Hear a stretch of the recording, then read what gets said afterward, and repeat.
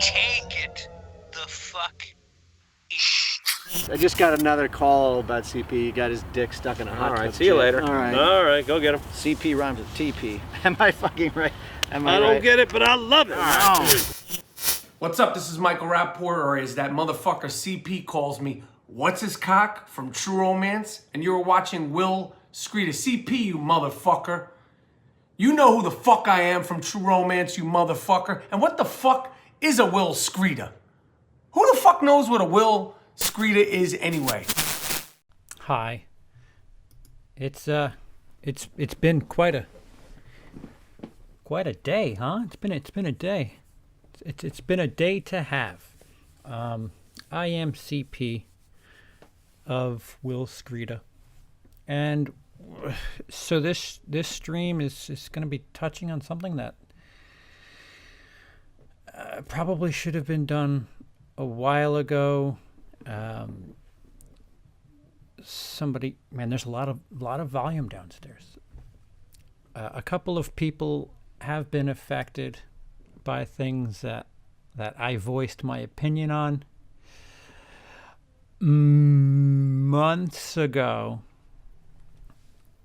and I can't really speak on anybody else's behalf, but I anticipate somebody else coming forward to tell their story, and we'll see if he's available. Oh, see, I gave it away. What sex this person is. But Patreon and support and things like that in this community, it seems like more so in the horror community, there seems to be a bit of a secret, an unwritten rule of sorts with Patreon and support and things like that.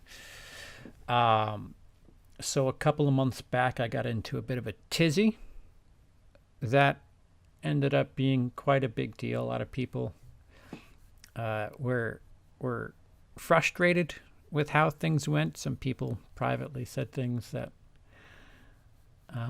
I was a dick. Some people publicly kept quiet.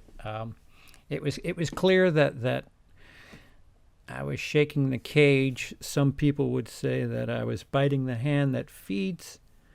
And I thought that I understood what Patreon was. So we're gonna talk about Patreon and what it is and how it's important to the horror community, which, I'm a bit of a nomad. There's a bunch of little communities that, I dabble with a bunch of different communities. I don't really truly consider myself a blue tuber. I'm a fan of the community.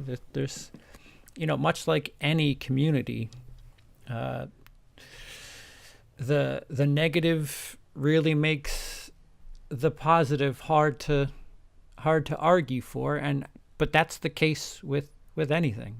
The joke that I have that I love America, I hate Americans. But there's been a lot of silence, and it doesn't need to be that way, because when it comes to things like Patreon, what you're doing is you're supplementing a creator for something that they are creating.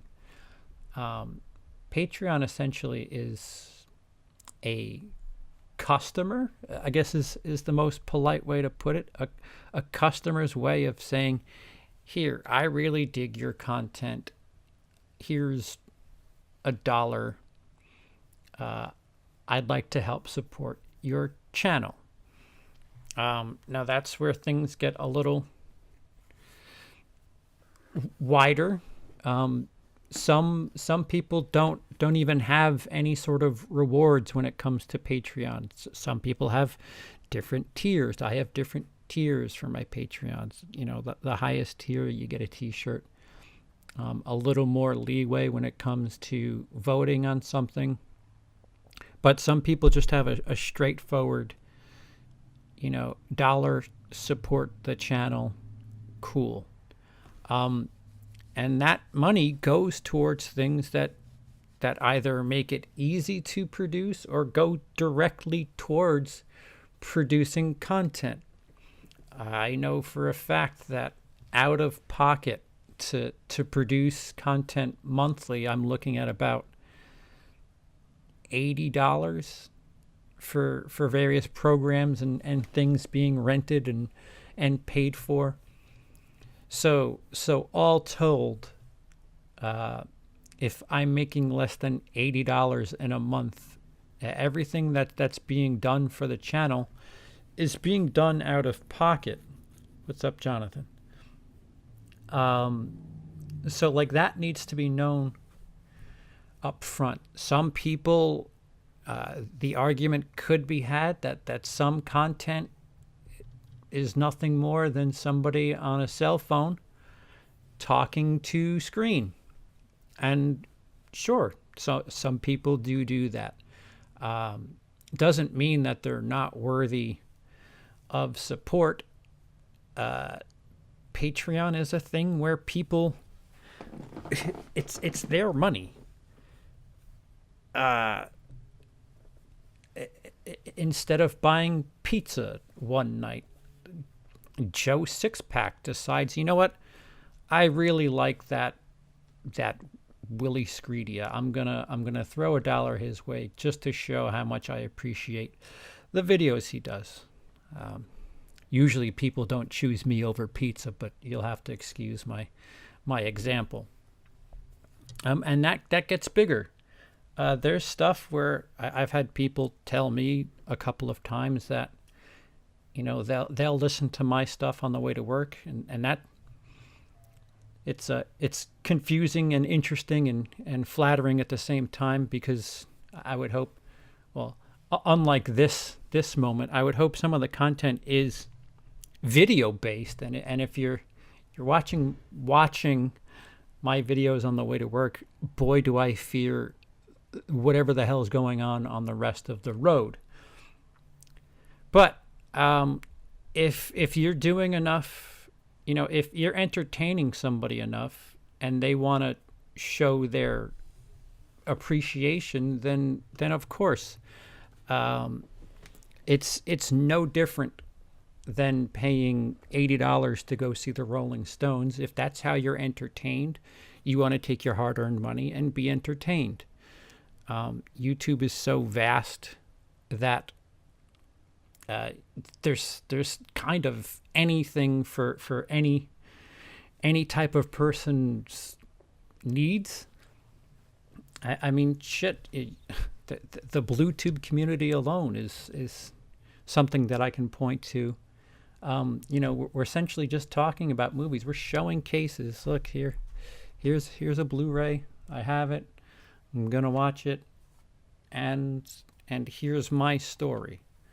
And people like that stuff. People want to hear more from that. The thing where I guess it gets sticky is the different tiers and what is expected of a content creator and a patron.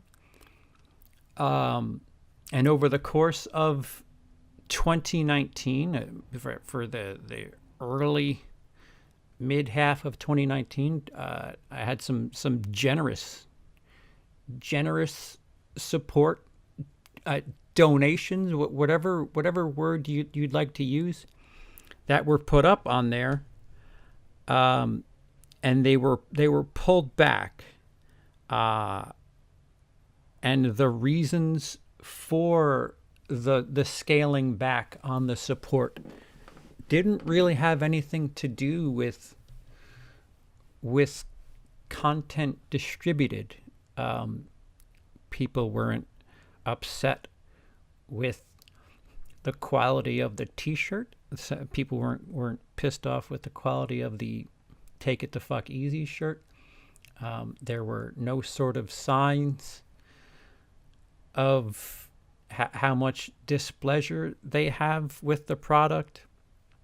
I think the thing with Patreon is people look at it in many different ways. The easiest way I could put it to people is to think of it as a customer service, capitalism. You're buying a product. The product is content on so-and-so's channel. Some people are unable to monetize on YouTube, and this is where I go back to the horror community. A lot of people in the horror community are below 1,000 subscribers, and if somebody's watching them and feels they deserve some sort of monetary gain for the effort they're putting in, then why is that silly number? Why is that 1,000 subscriber number? Why is that the baseline to figure out whether or not a channel is worth money? And with that, you have Patreon to supplement those situations. So thanks to Patreon, if Joe Sixpack has a channel where he does some really neat stuff on gore and Tom Savini. He's got a series on how great Tom Savini is and the gore he does. And it's really informative and really great and quite entertaining. And when you consider most of YouTube is free, short of a couple of ads every now and again. Some people who get a lot from that, who really appreciate the entertainment, want to say so and want to show their support by contributing to these people's Patreon. And it's kind of a reverse way of doing the whole sales thing. You're getting the product first. If Joe Sixpack is doing a Tom Savini series, he's doing it with or without you. The difference between, the Tom Savini series with or without the support is the more support the creator gets, the more they can do. They can move on from Tom Savini to George Romero and do a series on him. Money opens up time, and money opens up a couple of avenues to do things. I have patrons who send me movies to watch. So they want to influence the content right down to cherry picking the content itself. Now, some people who are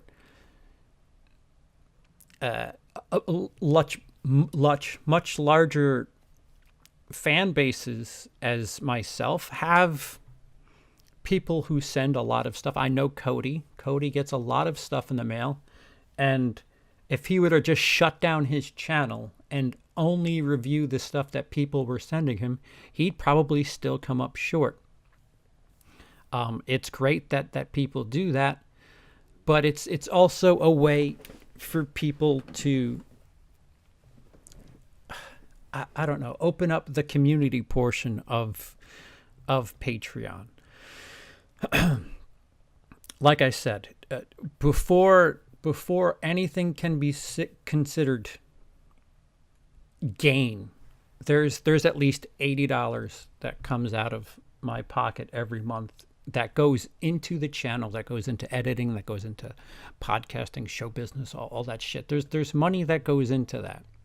So, most of us, I don't know how many people are putting what types of money in. I don't know what your platforms are, what your programs are. most people aren't doing this for free. And much like the Joker says, if you're good at something, why not do it? Don't do it for free. Fuck, what? I forgot the fucking line. Hi, John. Is this the Patreon for your sexual reassignment surgery? Oh, no, I have all the pieces. I'm like a... fuck, what is that? What is that square thing? I'm like a Rubik's Cube. When I'm in the right mood, I just introvert and switch out and all that shit. You don't ever have to review anything I send you, just so you know. I know, Glenn, and I appreciate it. There's just been some weird things that have happened over time. Which, by the way, Glenn, I actually watched The Art of Self-Defense. Inexplicably. Really, really interesting movie.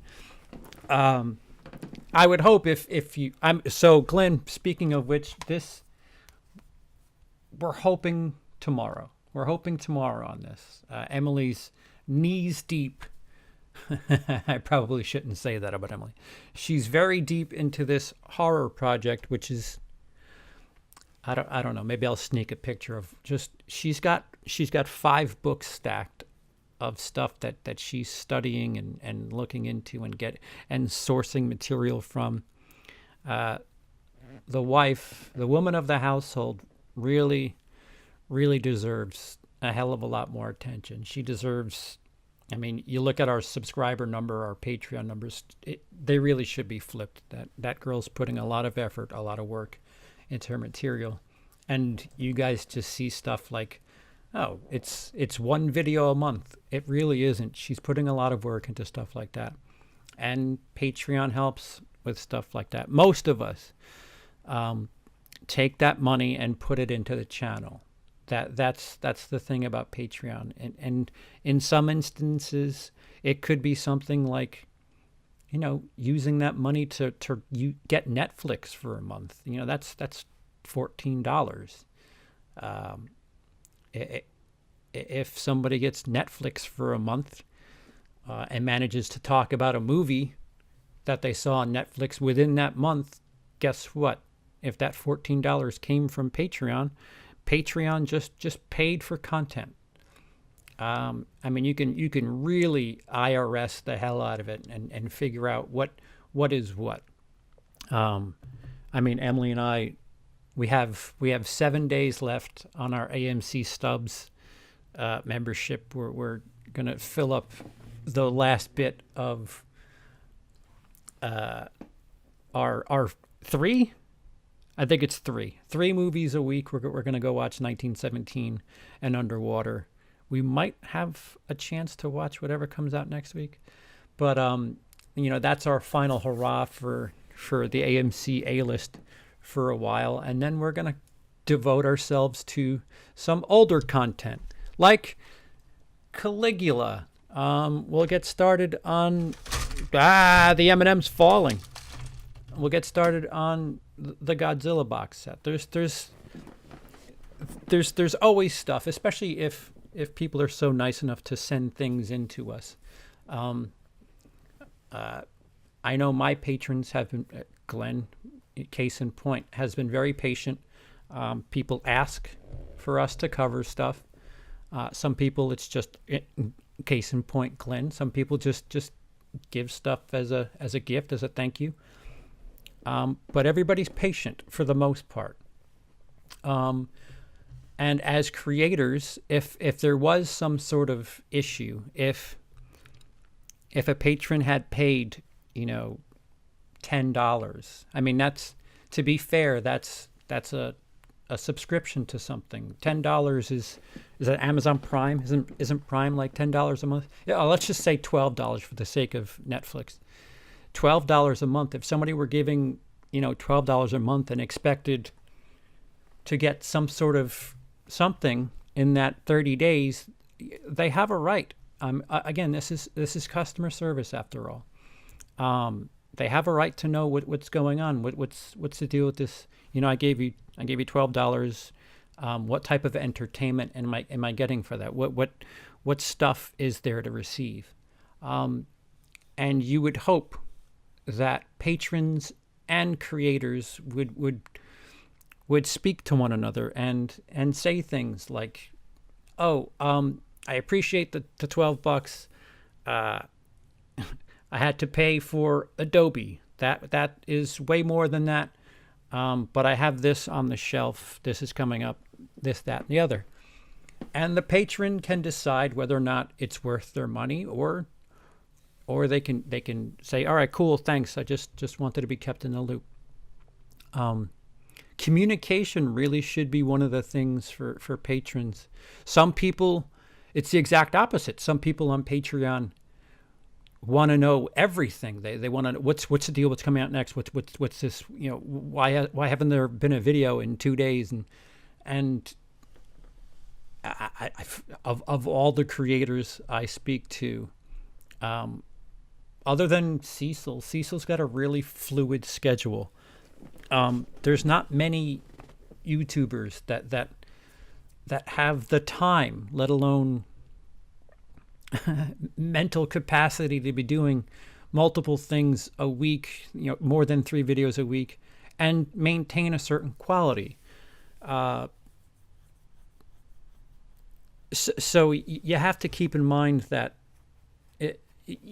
remember what you fell in love with when it comes to Patreon. What turned you on to deciding, I'm going to take my hard-earned money and put it towards this person because I want to.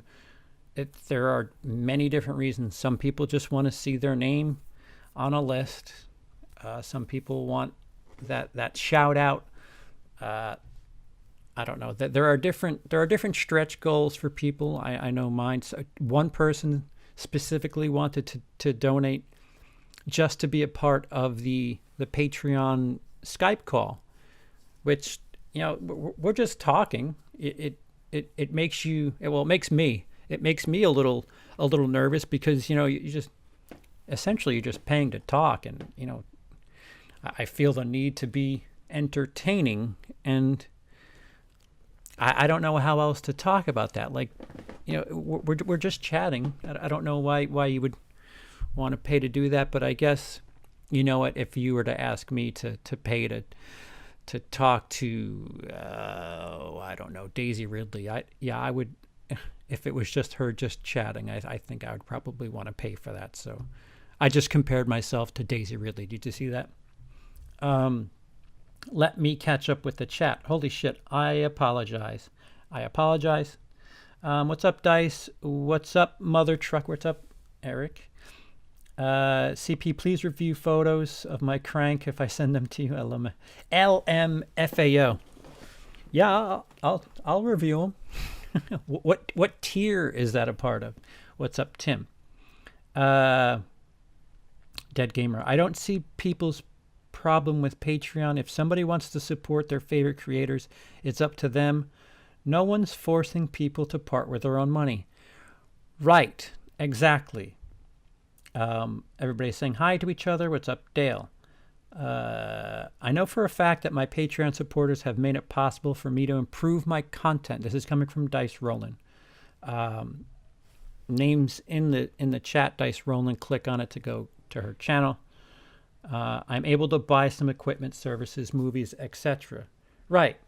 And when it comes to this household, I can tell you, short of, like, we did the math last month that we really needed to cut down.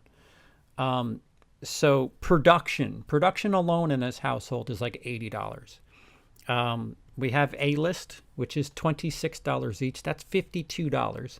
That's $132. Netflix was, I think, because it's HD, it's $14. It could be $12. I think it's $14.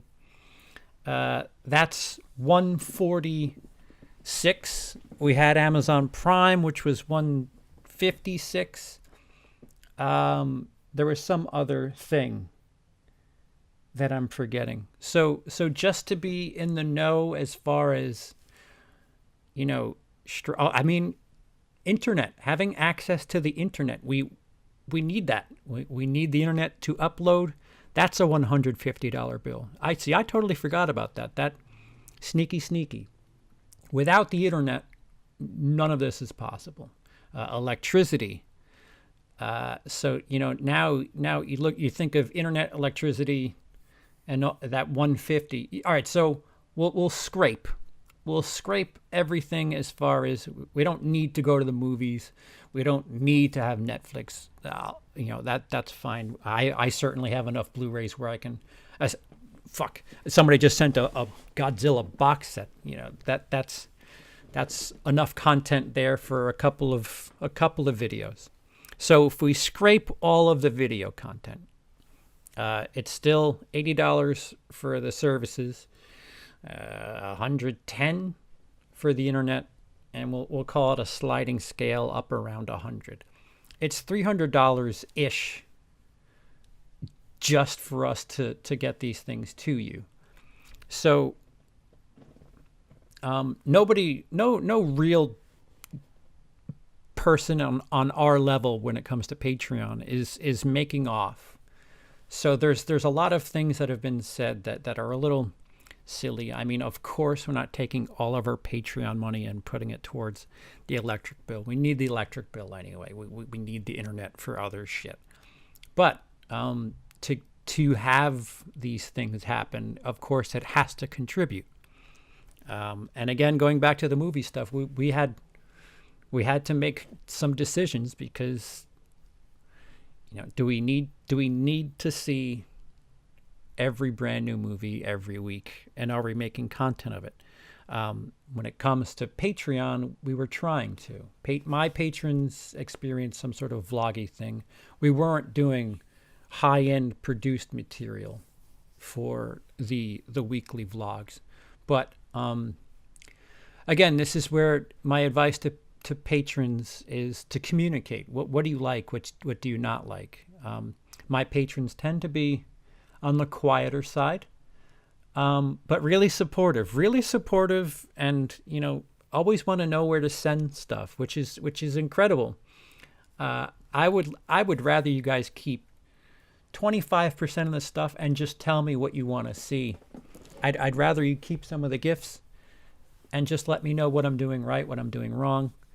Because it's your product, you're paying for it. Doesn't mean you're gonna have 100% control over how things play out, but it's just good to, just to hear what is it that you like, what's keeping you around, what's making you leave. I try to ask people when they leave, if there's something I did, if there's something about the content, and usually people will say things like, money's a little tight. I get it. We ourselves are taking brand new movies out of the equation. It happens. And like Dice was saying, you'd be surprised that, something like the extra $10 that goes into your account, that could be put towards something else, whether it be a prop, whether it be a rental for a movie that you wanted to cover, or I don't know, a reflector. Reflectors are cheap. I'm trying to think, what do I have here? Reflectors that you save up for lights, a better production quality. Of all the people I speak to who have Patreon, they're taking that money and putting it back into the product. And I would venture to say that anybody who's had Patreon for a while, if you go back and look at their old stuff and look ahead 6 months, something is different about their content. It's not like they're taking that Patreon money and putting it on pussy and beer. They're taking it and putting it back in. As Dice has said, it helps. It really does help. People do take the Patreon money and help grow the product for so many different reasons. It's a business. You got to put the money back into the product to make it better and hopefully grow that product. You're not trying to fuck over Steve out of $5. You're trying to become a bit of a big deal.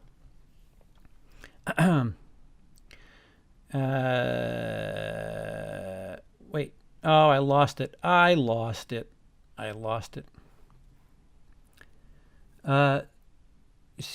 People have regular 9 to 5, so they need to go to as well. Right. And that's the other thing, too. I know Cody, Cody's an absolute hero because Cody Leach, he has a full family. He's got 3 kids. He's got a 9 to 5. Fucking guy's doing better at YouTube than I am. I don't know what my excuse is. And he deserves it. He deserves all the extra little credit and whatever. The Patreon shit supplements him being able to do that. It's a lot easier to take time out of your day and do something for YouTube if you can point to a number and say, okay, this is what my time is worth, and this is what this hour will mean to me. If you figure out what you're worth in your head, I'm worth $20 an hour, and if your Patreon is something close to that, then it's just like, all right, I'm paying myself to do this content. Of course, many people are on many different levels. That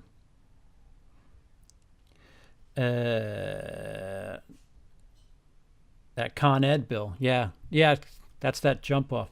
It's a PSE and G out here, John. Con Ed's in the 5 boroughs.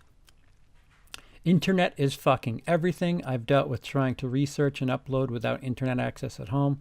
I have to go to my library every day and hope not everyone was using the internet. Yeah, and the library upload speeds, I would venture to say, are trying.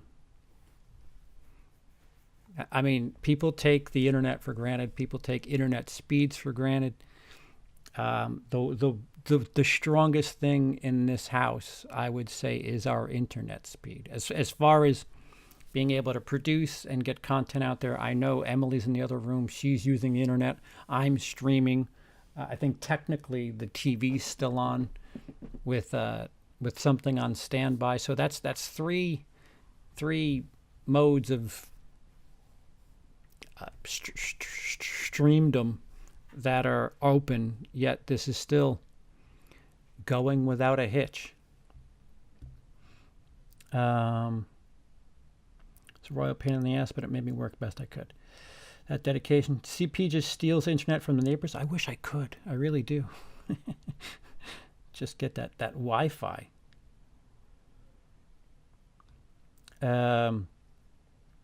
I just got to keep going with my content. If I neglect it, I end up spiraling. Plus, I don't think it's fair for me to not make stuff for my viewers. Yeah, that's the issue we all come into. Dice definitely has good content. I agree. Dice plays some games sometimes that I feel utterly lost, yet also intrigued sometimes too at the same way. Because of my patrons, I just bought a little USB thing so I could transfer my video from my camera right to my desktop. Makes it easier and quicker. See?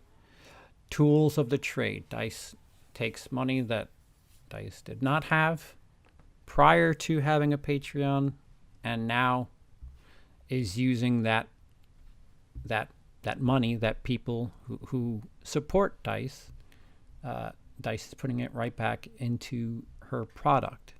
And making it better, I would assume, or at least cutting the time down. That's the other thing too. People don't understand like how much time plays a factor into this. And if you can cut half an hour out of your upload, download, whatever schedule, that's a lot. People forget that editing is long. You see a 5-minute video and you think it took 5 minutes. That could not be further from the truth. I helped out Cecil of the horror show with a couple of videos to end their 2019 and start 2020. That the video ended up being, I want to say 45 minutes. The longest video that I had was 45 minutes. That was 10 hours of editing, and I even then I wasn't comfortable. He needed it up. It was a 2019 video. He needed it up by by 2019, the end of 2019. So time was an issue. And even then, I wasn't completely happy. And that's 10 hours of editing. So if you think about that, you know, what's minimum wage in this country? 10 hours times whatever. I don't think any of us make that just for editing. We don't make that on Patreon. So, and I don't mean for this to be like, I'm not trying to cry about anything. It's just some people understand and some people don't. How does somebody pay as Patreon? What do you mean? How does somebody pay as Patreon? How does somebody join a Patreon?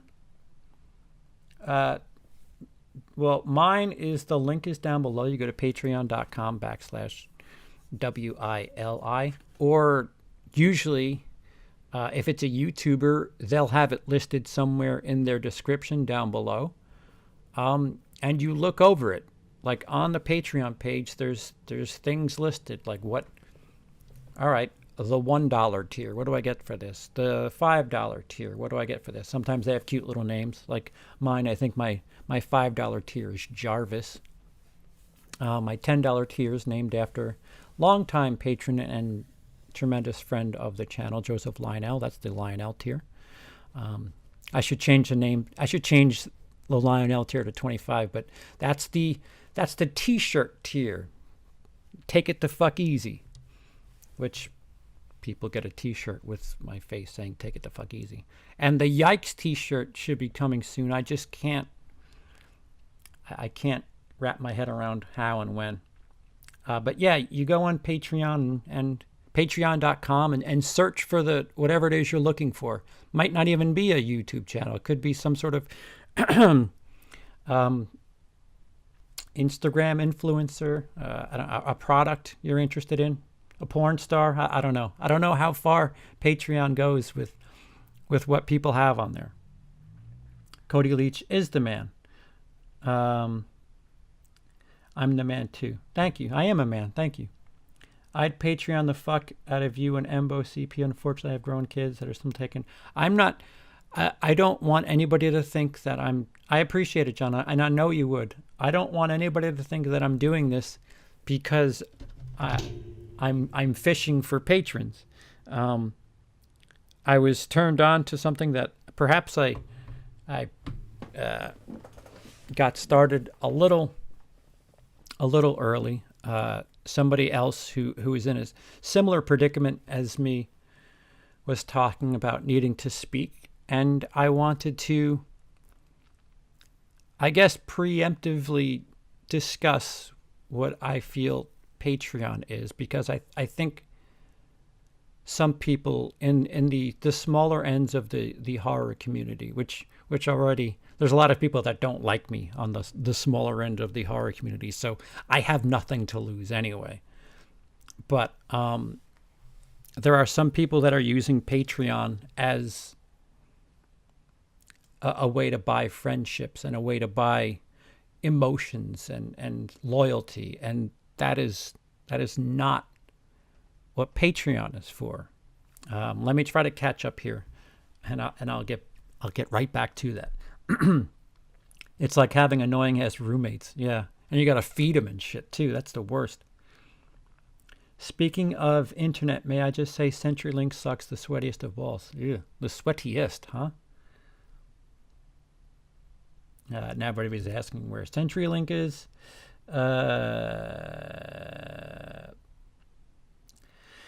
It's one of the options. It's one of the first one we got in. Yeah, Xfinity. Make the payment as Patreon. How to make the payment? Well, it's on the website, Mary. It's I don't know what they accept. It could be PayPal. It could be a credit card. I don't know how Patreon, how their payments work. I want to say PayPal works on Patreon.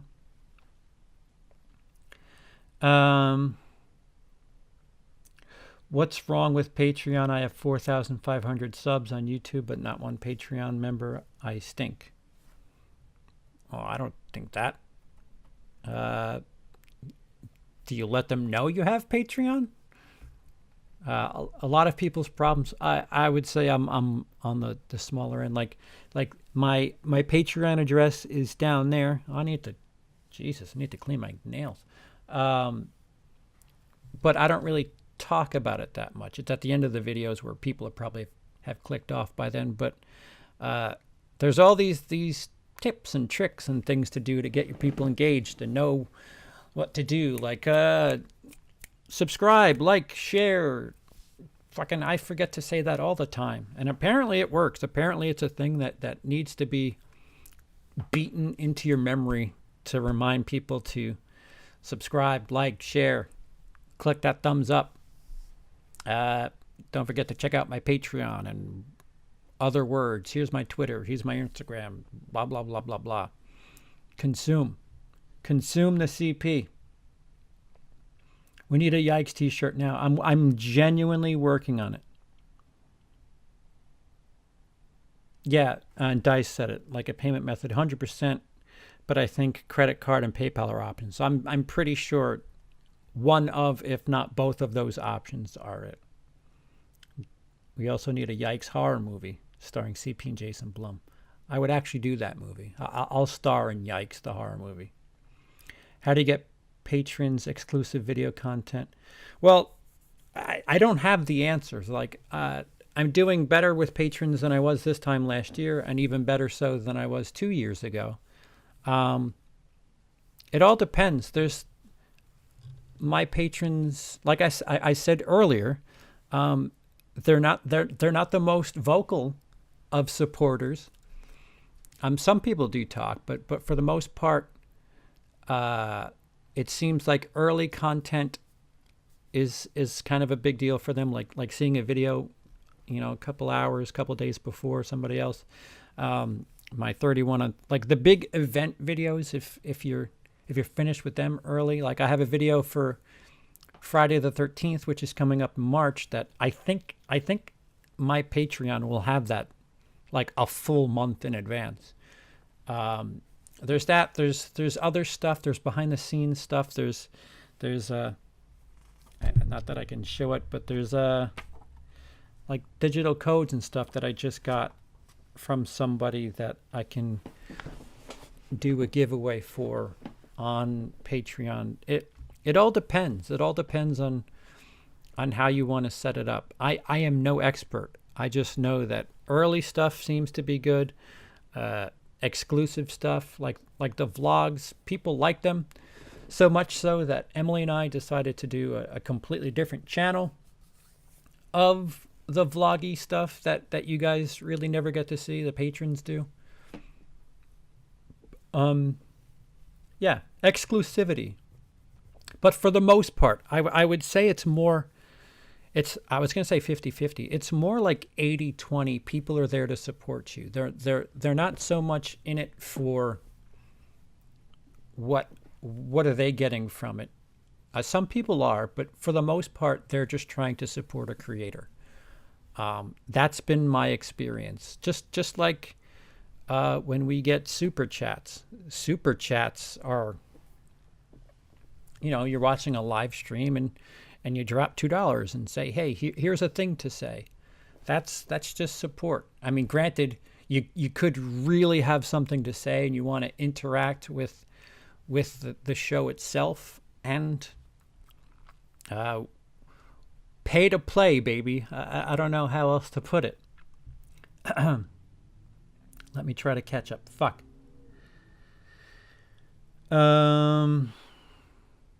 It's in my description, but I don't know how to get people on there. Yeah, just talk about it. If you enjoy, like, if you have nothing on there, it's going to be hard to sell too. You've got to put something on there that makes it special. Like, my YouTube channel is this, but my Patreon is my YouTube channel. There should be some sort of difference. There should be some sort of bonus to it. Something, even if it's just, a shout out or some shit. They're paying you extra. There should be something extra to it.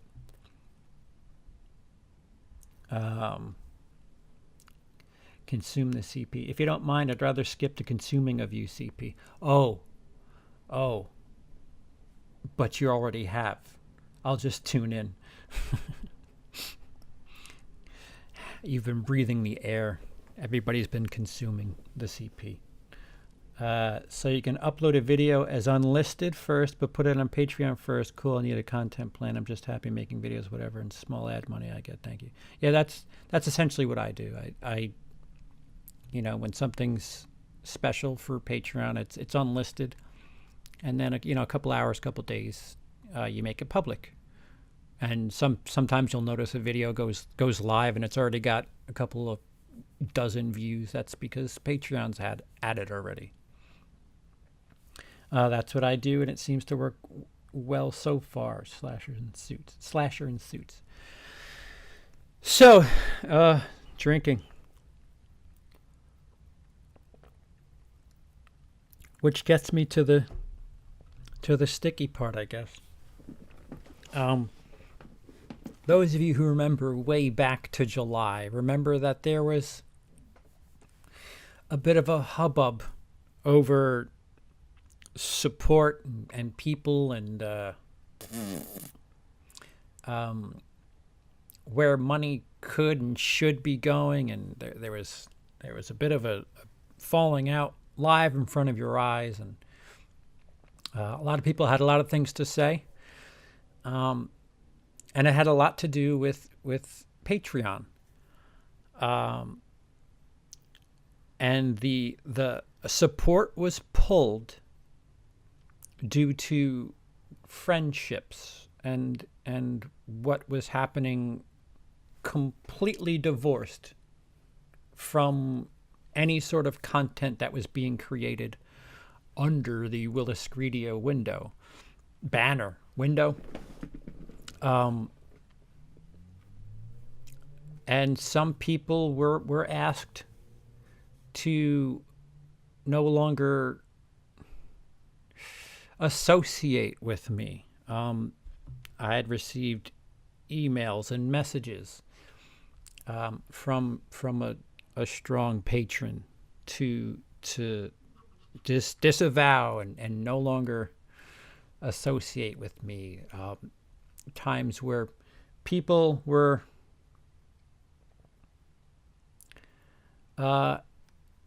seemingly held by I don't know what the terminology I want to use is, but people were made to feel what happened. We dropped everything. Are you there?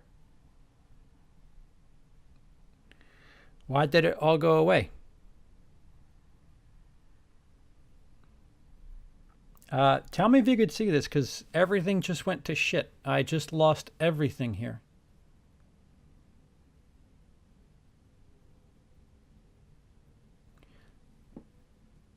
I can't tell if this is YouTube, if this is OBS. Where did everything go? And there's a fucking delay. Of course there's a delay.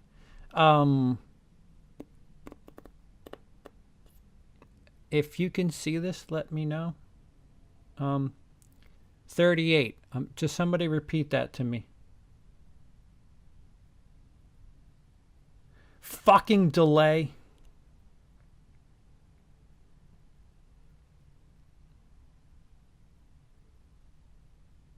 You could see and hear everything fine. Nothing changed. We can see you.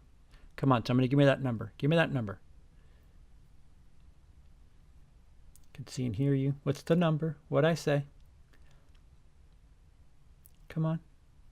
Thank you, Dale. Thank you. Fuck, what was I saying? Thank you. That was really weird. Like everything went blank. And I couldn't tell what it was. Last thing I said. Oh God, don't ever get my brain. Oh, so people were holding money against other creators for their association with other people in the community, their association with me. And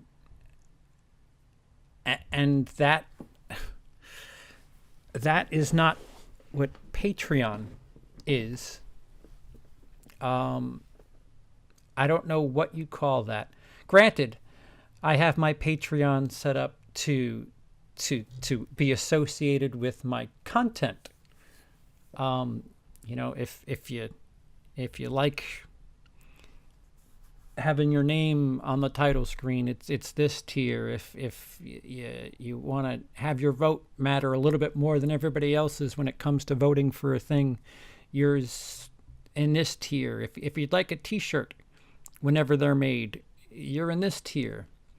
Nowhere on my Patreon do I have it listed that I'm your friend.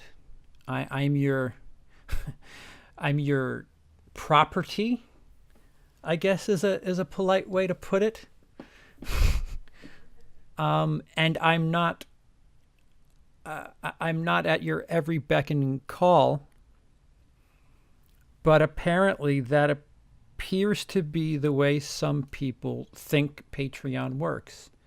And it's frustrating, it's offensive, it's troublesome, because Patreon is for content.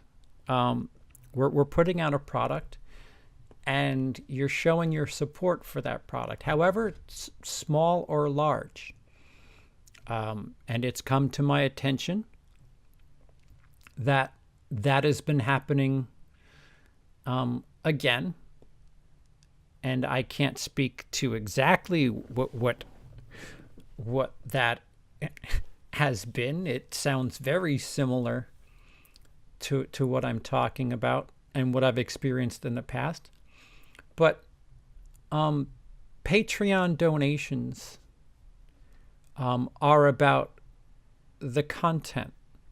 If you're having a problem with the content that's being created, either let the creator know or simply stop providing monies to said creator. Contributing to somebody's Patreon does not mean that creator is now somehow influenced by your likes and dislikes and are to run around on YouTube being your mouthpiece. I mean, I would hope, if that is the case for some patrons, I hope you have a really high tier for that. Because that's some like DC type stuff right there, where you have all these, what are they called? Where they big pharma pays a shit ton of money to make sure that Zoloft gets prescribed to every single man, woman, and human. It's a P word. What the fuck's the word I'm looking for? Shit. It's like somebody sensed you were discussing an incident and tried to fuck your shit up. Yeah, it was really kind of interesting. Skulder, stop messing with CP stream. Special interest group. No, not special interest. What's the P word I'm thinking of? God, my brain is broken. See, I thought. Need help with a word? What's the word? Which word? Special interest group. Lobbyist? No. Lobbyist. Yeah, why did I think of it as a P word? Lobbyist. Thank you, Emily. Lobbyist. P, way off. Yeah. So, apologies. Apparently, there are some elements of Patreon where people think that they're contributing a certain amount of money, and those creators are now patron A's lobbyist, and that's not what Patreon is. The same thing can be said for super chats, any other donation, anything like that. Again, customer service. If you're providing cash or a deposit or a donation to somebody, if you're doing it as a donation, that's all there is to it. A super chat, technically, I don't know the customer service lingo behind a super chat, but at the very bare bones of a super chat, you're paying money to have what you want to say highlighted in color. There's not much more to it. 95% of the people that I know and work with and talk to know to read super chats. When it comes to things like super chats, there's nothing more than that. You pay $2, you pay $5, you have a highlighted little chat sentence that appears in a fun, vibrant color. The person deviates. More often than not, they'll deviate from what they're talking about to read your sentence, which it's interactive TV. That's it. That's where it ends. The transaction's complete. It's appreciated. I don't think there's a single person who does not appreciate any sort of super chats, any sort of donations, any sort of patronage. But to think that some people passive aggressively are expecting people to show extra allegiance due to the fact that certain money is going in to Patreon super chats. Am I missing another one? I don't know. I think those are the two big ones. You're paying for a service. Again, I don't know if there's some sort of Patreon out there where there's a tier that somebody has. I'll be your buddy and stick up for you, and I'm your hometown lobbyist. My question is that a month-by-month basis? Because Patreon works on a month-by-month basis. 2, how much does it cost someone to be a complete shill for somebody? Because it would cost a lot of money for me to run around and say and do things that I don't truly believe. You'd have to. I talked about what it costs just to run videos here. To be a complete shill and say things that I'm not comfortable saying. I better be living comfortably.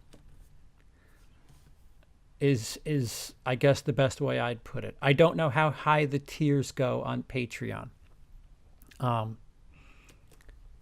My teeth better be in order. My health better be in good shape. My roof better be paid for and in decent condition. Because if I'm gonna be somebody I hate, I better at least be living well.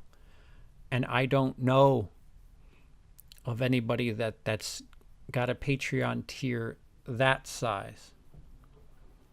Streamlabs, okay, yeah. Excuse me, Dice. Yeah, Streamlabs does cost money. Is that what you're referring to? Other costs when it comes to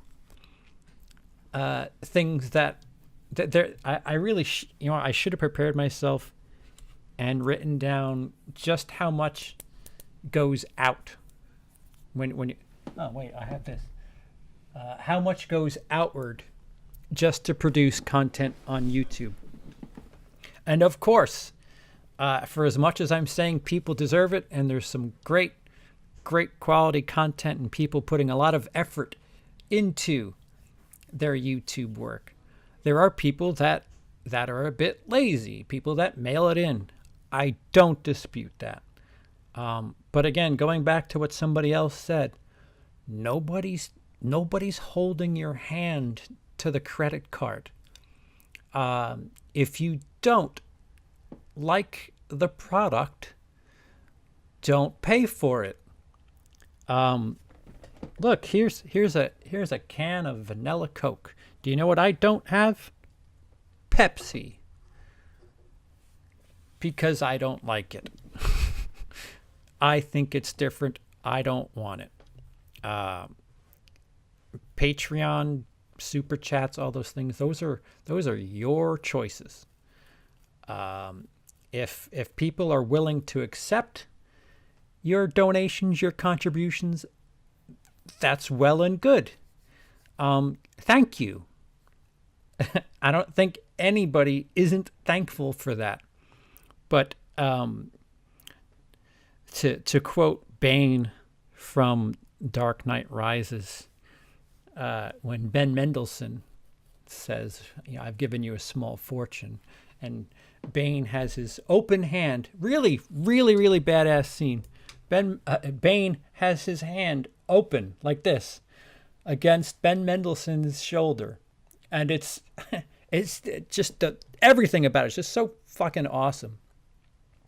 And Ben Mendelsohn says, we've given you a small fortune. And Bane says, and this puts you in charge of me? Or is it, and this gives you power over me? Well, it's one of those two lines. See? Can you tell how much I watch Dark Knight more than Dark Knight Rises? It never has a scene been so perfect than that little exchange in Dark Knight Rises. Yeah, you're paying for a service. As strange as it is, I realize we're human beings doing things that you can't hold what it is you're paying for when it comes to Patreon and super chats and all that stuff. You're it's entertainment. When you go watch a play, granted you have a ticket. Yeah, you have a ticket. If you'd like, start asking people on Patreon for tickets, so they can have some sort of memory of the event. But when it comes to entertainment like that, when you go to the museum, you walk around, you pay, you leave, and what do you have to show for it? You have a little bit of culture, a little bit of memory of the things you saw in there. It's the same thing. It's the same thing here. We're doing hopefully entertaining stuff here on YouTube, stuff that a lot of us work hard for. Some people don't. Don't give them money. But that is what Patreon is for. It's to support people that perhaps don't have the exact funds to do it the right way. It's to help people contribute to making their product a little bit better. I mean, the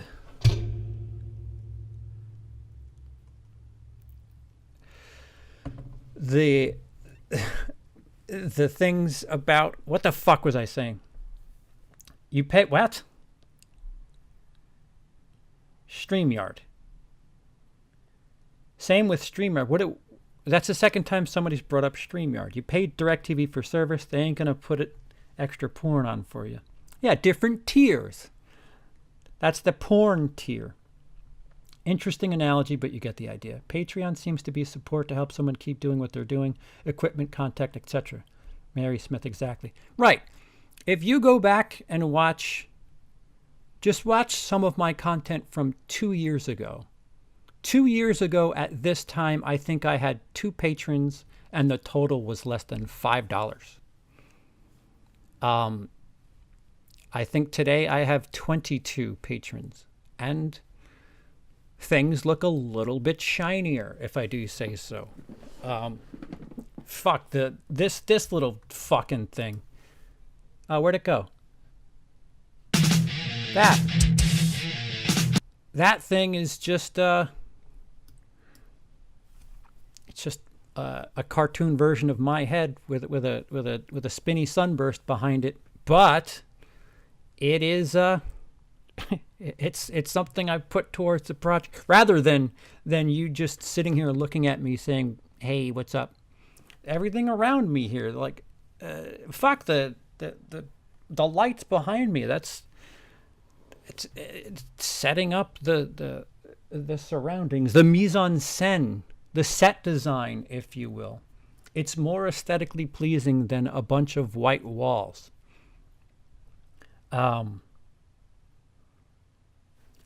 Money has gone into the product. I can't, for the life of me. Again, there are certainly probably people that take Patreon money and pocket it. I don't think they're long for that world. But most people appreciate what Patreon is. They appreciate their patrons. And again, communication is huge. If anybody has a bit more leeway to help discuss what's going on with Patreon, it's patrons. If you're donating $5 a month to somebody,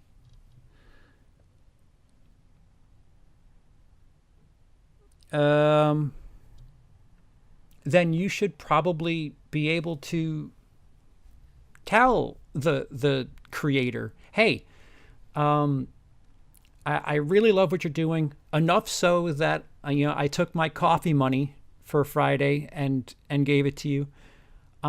Is there any chance you could do more of this and less of that?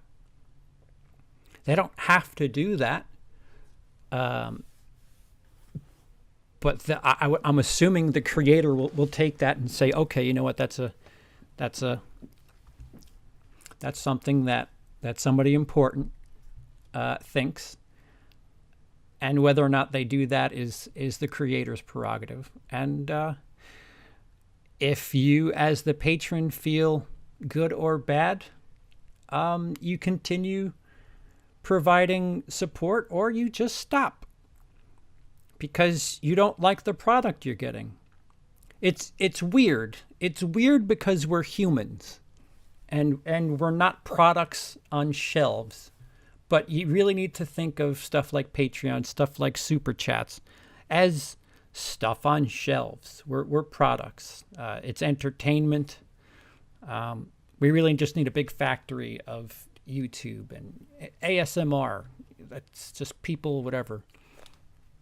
You could donate to an ASMR person and say, oh man, here's $20 this month. Can you somehow work in honeycombs into one of your bits? Because that really helps me fall asleep.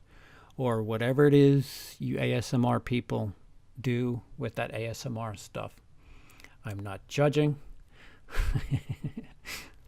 But your money influences things in many different ways, and it's up to the creator to let you know how much it's influencing, and shows you how much it's influencing. Usually, if the Patreon page is decent enough, there's stuff right there on the page that tells you what you're getting for your money. Nobody is telling you to pay. Nobody's telling you to do that. That's your choice. As you can see, we still go on. This stuff is still happening. This content is happening. I'm moving forward talking to you guys. I appreciate every last one of you patrons who do support the channel, have made it a little bit better than like everything right here. I can't do it right. Everything here, Patron has contributed making that the beautiful colors in the background. That's Patreon talking, making, instead of white walls and no little zhuzh on the bottom. That's Patreon influence. But there's been no super chats. There's no sort of Patreon influence on this itself. This stream has happened. It is happening. You don't have to give a penny. You know what? It's kind of like when you're at the train station and some dude's playing his acoustic guitar. while you're waiting for the fucking 7 train. You know, just because you didn't drop $1 in the hat, he's not going to stop playing Enter Sandman. He just keeps playing. It's just a way to show how much you appreciate things. Hey, that was really nice. You have talent. I appreciate what you're doing. You made my day better in some way, shape, or form. Thank you. Like I said, Guitar Man's still gonna keep playing regardless. So it's the same for all of us when it comes to entertainers of this level, right down to Guitar Man at the 7 station. You take that $1 in his hat, he might go learn a different song, and so for the next time you go by on next Wednesday, it's not Enter Sandman now, it's I don't know, Dolly Parton, 9 to 5. I don't know. My analogy has just completely fallen off the tracks. Off the tracks. I was talking about trains.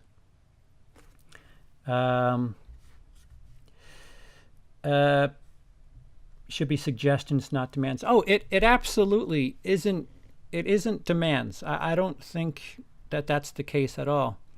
There are higher tiers where, you know, if some people want to pay upwards of over $50, $75, $100, $200, that tends to be a hell of a lot more hands-on with how you're influencing the content. I'm fascinated. See, there are some parts of Patreon, some parts of the internet where people charge a certain amount of money for certain things that the world's oldest, let me avoid this, fuck it. CP, I pay you $0, 0 cents each month, but I demand you to denounce the takeover of Pillow Pants. No. I never make demands of those I'm patrons for. I might ask a question or give them a suggestion, but never demand they do it. Right. And I don't think there are very many people that make demands. We'll get to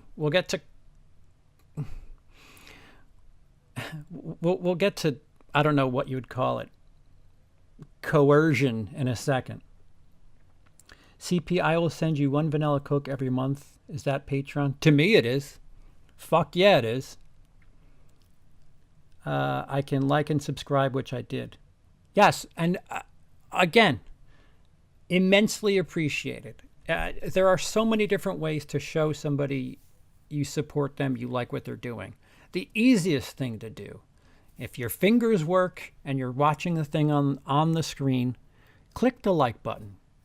Comment, hey, I enjoyed this. That actually helps us, believe it or not. That doesn't cost you anything, maybe a couple of seconds of your time, but that's the easiest way to show support, and it doesn't cost anything. It helps us on the AdSense side. There are so many different ways to keep people going and support them, and some people are in different situations than others, and if you want to show your support, it's really easy to do so without spending a penny. It really is. And I guarantee you, YouTubers appreciate it. Even if you're just liking and commenting, sharing. Sharing's a big one, spreading it out. Because you're helping spread the word, and that AdSense that's still money. Like I said, I don't know a single person who doesn't appreciate that. But yeah, nobody's saying everybody has to pay. At least nobody I know. But if you dig it, supporting via likes, subscribes, shares, that shit, comments, that all helps, and it's free. My local guitar guy is usually Freebird. Wonderwall. Anyway, here's Wonderwall.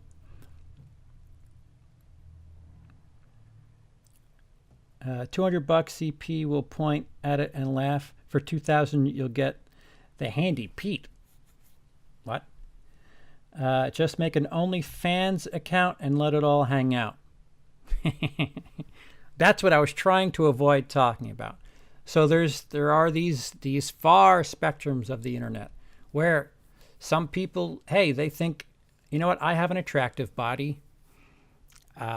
Some people want to see me naked, so I'll do whatever. I don't want to generalize and stereotype, but it's my understanding that OnlyFans is naked Patreon. I think. I certainly can be mistaken, and if I am, I'm sure I'll be corrected rather resoundingly. But my limited knowledge of OnlyFans is that it's, hey, I like so-and-so. I'd like to see them naked. Here's money. Thank you for naked. And then you go about your day. I don't have well, first of all, I don't have the body shape, type, allure. I'm much more confident drawing people in with laughs than, well, I guess if I was naked, it would be laughs anyway. So one way or another, I'm getting you to laugh. I could have been getting paid to do shit like that. Fuck.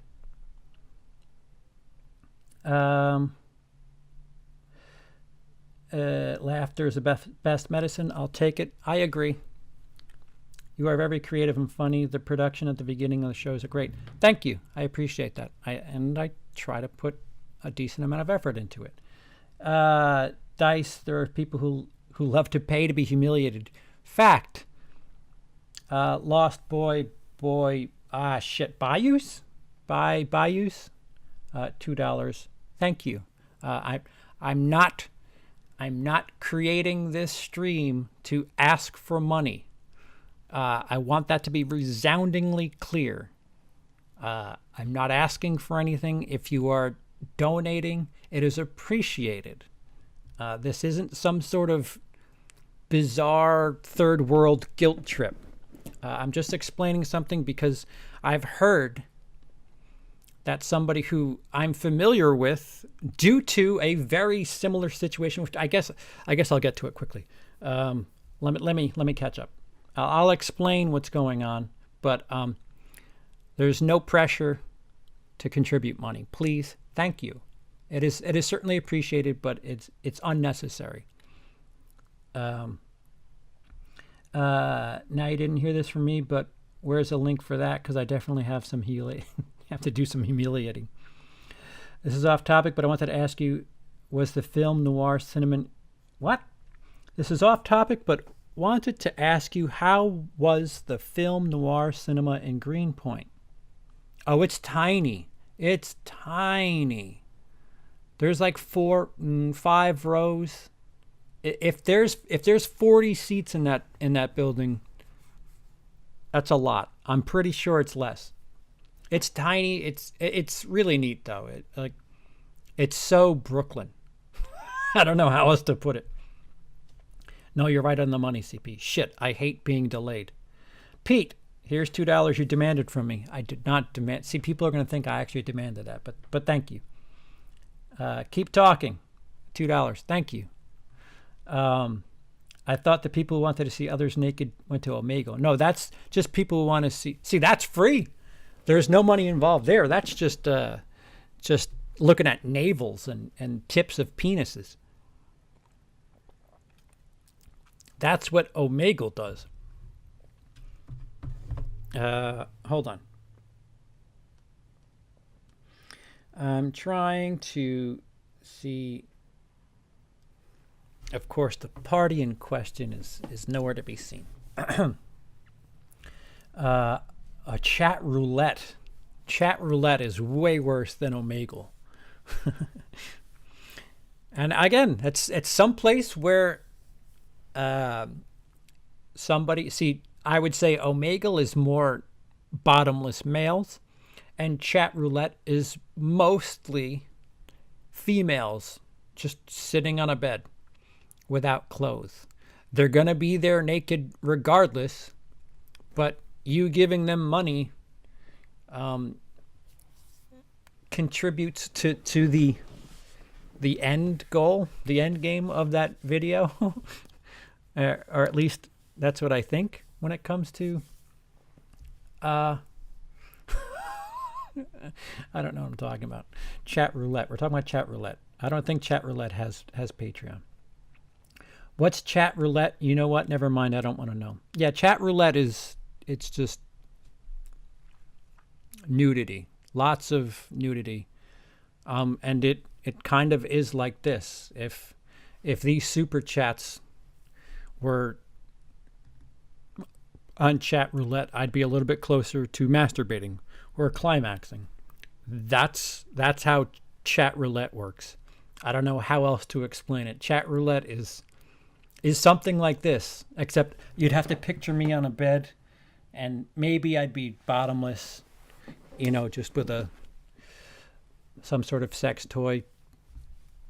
And as the money came in, the events would pick up. Just look into it for yourself, please. Shit. Yo, buddy, just now tuned in. Just want to say, money well spent, helping CP out no matter what it's for, provides quality content. Still think to this day he's the best editor in the community. Viz, thank you. Truly appreciated. You didn't have to say that, and now I have to send money your way as a thank you. Which, by the way, I was freelancing, still freelancing if you need an editor. The horror show, their 2019 end of and 2020 looking forward to video was edited by yours truly. They even make a point to bring me up in one of them. So you have a little bit of CP flair on some of the horror show videos. And if you need some CP flair or quick edits and don't have the time and you want to pay for it, hit up your boy. Someone just introduced me to Omegle a month ago. Omegle is nothing compared to chat roulette. I need to stress that. Anyone who has paid to see Andrew Dice Clay paid to be humiliated. Yes. What's up? Madness.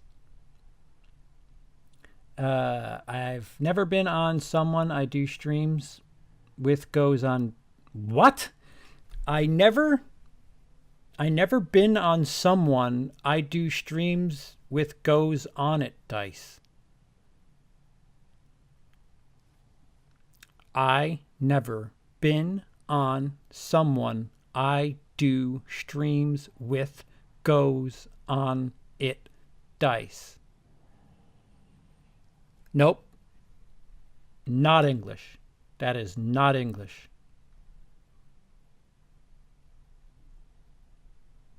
Okay. My brain is like scrambled eggs right now. I don't have to picture.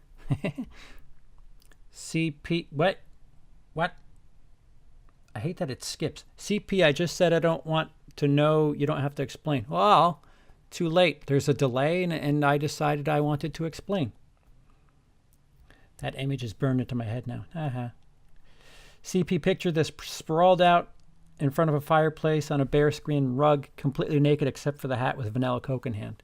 Or perhaps the vanilla Coke is strategically placed at my lower navel, cap side up.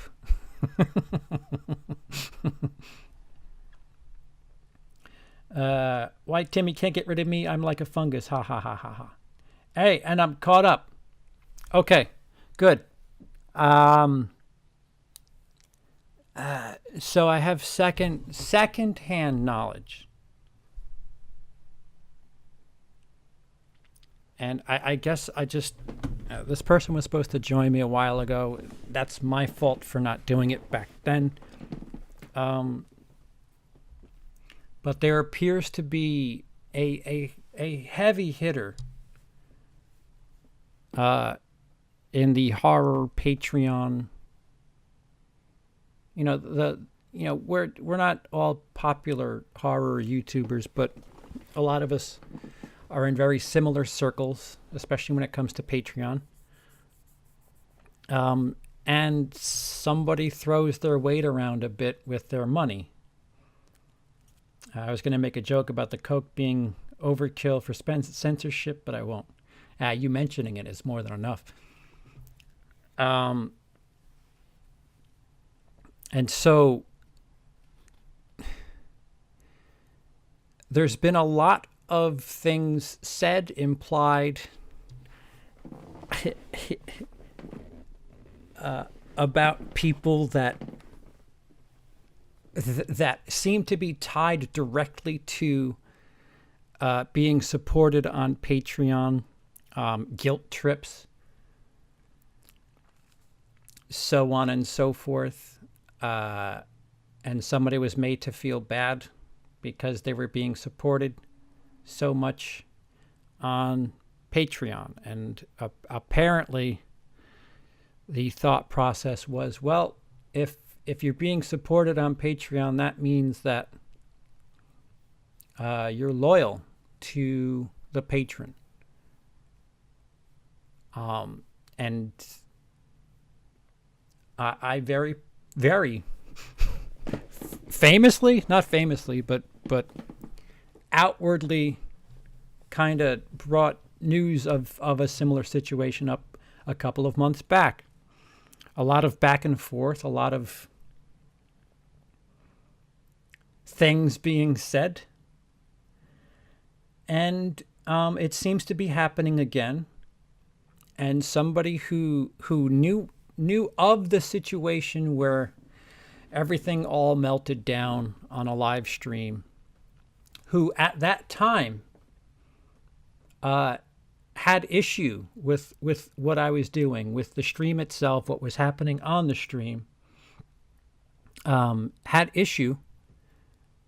Now it is in my shoes, I guess, is the most polite way of putting it. And I don't think that's right, to say the very least. Again, I don't know what everybody's Patreon tiers are, but there appears to be people in certain facets of the horror community that are throwing money around and apparently are expecting some world-class allegiance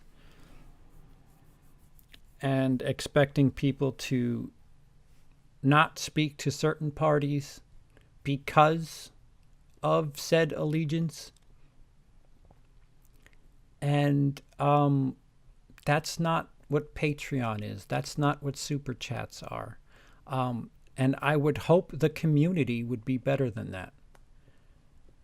And as somebody who's not rich, I get it. I get the extra $30, $40, $50, $100 a month in the pocket. I understand that helps tremendously. Trust me when I tell you the last couple of weeks, especially the last couple of weeks, month, money's a big deal here right now. But I would hope that people would think of a lot more than the cable bill that month when it comes to being a public figure. And yes, again, being on the internet, you're a public figure. If anybody anywhere can click on your video, you are a public figure. How much is your loyalty worth? Because if it is $40 a month, if it is $50 a month, if it is $25 a month, if it is $100 a month, that's cool. That's cool, but personally, I don't know of a single person that I would value. No matter how great or shitty a person is, I wouldn't value anybody's loyalty or worth at something that low. And for people to run around and say things just because they're getting a couple of extra dollars in their pocket that's really depressing. And it's quite fucked up. Granted, there are 3 sides to every story. In the most recent situations, I have one third, you could say. But with my experience, I tend to believe this 1/3. Like I said, if I'm gonna run around and tell people shit that I don't, inherently agree with, I really better be comfortable financially. Because the only people, the only person I'm living with is myself. Sure, that extra fucking RoboCop Arrow Steelbook might be really good, but at what cost? When people decide to show allegiance to a couple of extra dollars a month in what people so vigorously and with such great hostility call the horror community a community, or any community for that sake, you're giving that aspect away for 10, 20, 30, 40, $100 a month. That's what you're giving away a community for.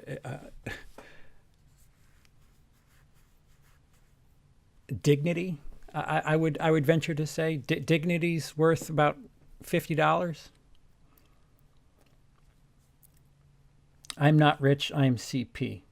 Yes. NSA demands a cut. I just bought that RoboCop Steelbook. Well, I hope it was worth it. So there's a lot going on. See, I was hoping to be joined by somebody else, and now it's the flip. This video was supposed to close out 2019. I really kind of wanted to leave this element of life in 2019. But I fucked up and screwed this person over by not being available.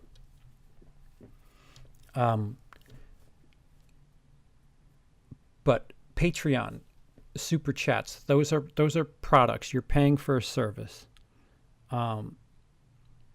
We're not prostitutes. And even if we were prostitutes, I don't know of a prostitute that you pay and then they come back and stick up for you a week later. That's not prostitution. That's ownership. That's slavery. Glorified slavery. Excuse me for the harsh words. I bought stuff in November, December, and regret buying some of it, so now selling of it, cutting back on purchases to have some money in pocket for once. Thanks, Madness. That seems completely relevant.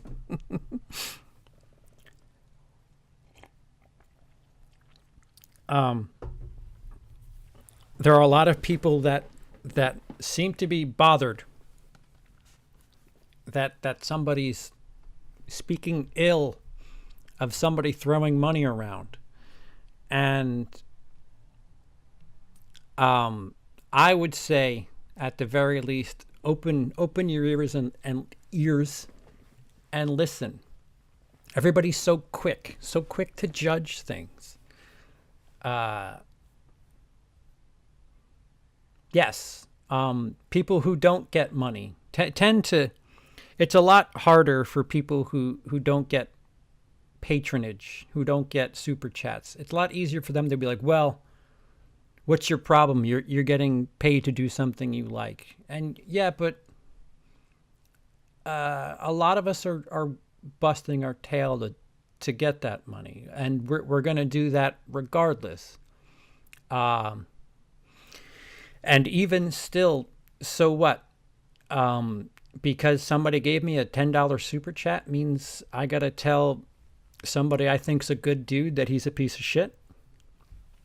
Again, I want to know what tier that is, because that's lose your dignity tier.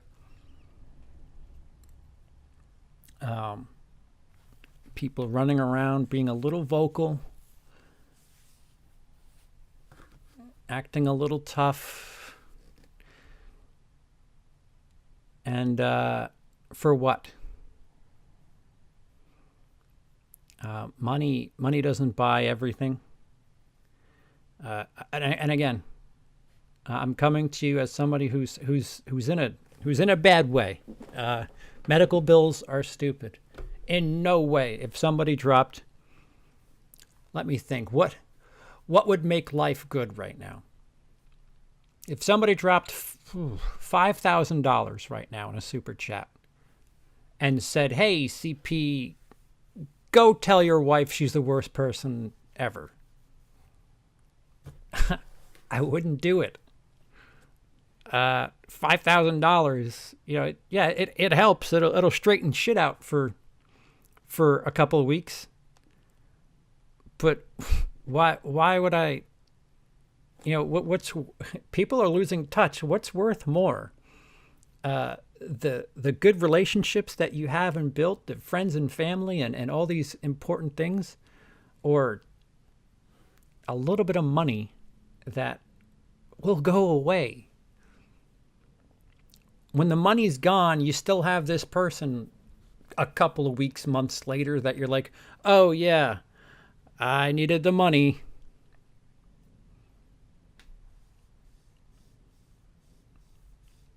So that appears to be happening on a much smaller scale within the community. And people don't say anything. People get quiet. Here's when I know that I'm fucking clipping the I don't know. I'm getting close to the sun. When I say shit like this, when I had my thing about the creepy channel crawl, nobody said anything. Nobody said, "CP, you're wrong. CP, you're right." People shut up. And that's just further proof that people, one way or another, don't want to talk about it. This thing with the money should be talked about. There were people that were accepting money from somebody who was catfishing and fucked up somebody's marriage. And they didn't want to, cause waves because, money. Because it was less than $100. Fucking person was ruining somebody's marriage.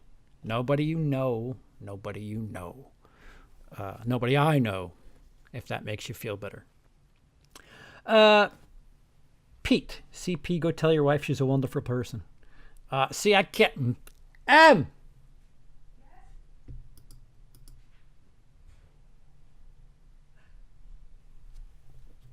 it goes, live. Hello. You're a wonderful person. Why would you say that to my face? Pete dropped $5 in the super chat and said, "Go tell your wife she's a wonderful person." Thank you. I said, for $5,000, if somebody told me to tell you to fuck off, I wouldn't do it. Well, you're stupid. I don't know if you heard her, but she said, "Well, you're stupid." We could use that money, you moron. Yeah, but you get the principle. Somebody fuck off every day for free. Yeah. Yeah. There appears to be a little hubbub in the community, and when it comes to $10, $15, people seem to seemed to get a little quiet. I see. So I just wanted to talk about it, which somebody else was supposed to join me, and I fucked up and went ahead without them, and I just ended up talking about it on my own. Oh. So like I do, as somebody who's been down this road Let me, you know, show my face or something. Hi. They didn't pay for that. Oh. Oh, well then. There she is. Hi, Emily. Hello. What are you doing right now? I am working on something for the dude who... you remember the person I told you about? This sounds so cryptic. The guy who wanted it redone? $5 is Yeah. that? Yeah, money is the topic of the thing. Mm-hmm. Wanted it done over for $5. I see. Yeah. I think that's fine. Just like one do-over. If he asked me for like repeated redoings, I'd be like, well, you didn't give me enough direction in the first place. Yeah. Tell us about your what can you say about your other thing without giving too much away? Other thing? The video I'd been editing? Come down. There you go. Yeah. What I'm not camera ready. Excuse me. Oh right, excuse me. Sorry. Not camera ready. They can't know my real face. Look away. I'm a monster. What do you what's the other thing you have that I think is going to be incredible? Oh, the history of horror thing? Yeah. Yeah, that was what the lies and slander comment was about. It's not Oh. it's not horror needs a hero or anything, but Yeah. I'll say. yeah, I'm working on it. The first 2 minutes look pretty shiny. They look really good. Mm-hmm. Only 32 more to go, I think. 32 minutes? Yeah. I don't know. Yeah, hopefully people like it. If not, fuck them. And That's how? not very nice. So to go back to what I was talking about, Mm-hmm. how many hours, including like looking up stuff in books and looking through movies and whatever, Mm-hmm. how many combined hours do you think you've been working on this? Oh boy. I don't know, 40 something. 40 hours. But a lot of that's just the laborious. Oh, I've got to find a picture of a vampire. Well, gotta it's snip round it, Right? Don't make it move on the screen. kind of. doesn't matter. It's something you're doing for the finished product. It's and you're not even done yet. No, not yet. You're what? You're 1/16 done. Yeah, so far. 40 hours. I don't think. That's think my there are wife. YouTubers out there who, you know, they put up a 40-minute video and just go, "Hey, been working on this in my spare time. Sorry it took so long." Yeah. But their output is so impressive considering Some of them hire editors like me. some. Like the Right Opinion, he gives different sections of a given video to different editors, and he's like, "Hey, this bit was done by this guy. Go check him out." So that's nice. That's everybody's happy. I see. Do you want to bugger off now? Have I outlived my usefulness? No, we haven't gotten that $5,000 tell you to fuck off thing. So Yeah, that's funny. well, go on. All right. Thanks for joining. You're welcome. There you go, Pete. Some door-to-door service. Even though, by my logic, I probably shouldn't have done that. If I'm not going to tell her to fuck off for $5,000, why should I tell her hi for $5? But I Legit tactic, just sticking around and annoying enough people that they pay you to leave. one more time.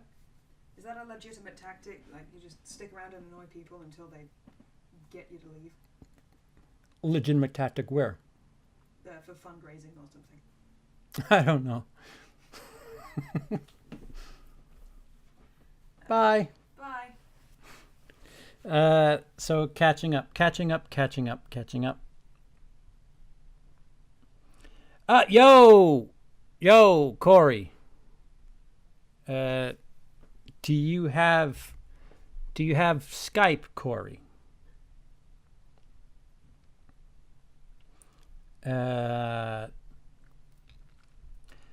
Yep. Was there a bench? Oh, we do have a bench sighting. Hi, Robin. life. Get a fucking life, man. Everybody says hi to Emily. Oh, Roger said hi, M. That guy from that one thing. Hello. What's up, Brooke? Haven't seen you in a while. We got a timer. What's a timer? A timer?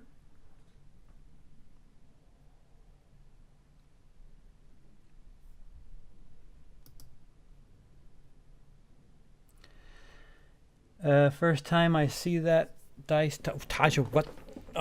Another language. Another language. I don't know what any of you guys are talking about. Yeah. If you have Skype, let me know. No Skype.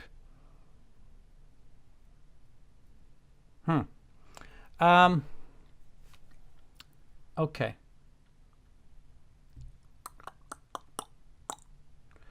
All right. So what I'm going to do, this will wrap up part 1 of this expedition.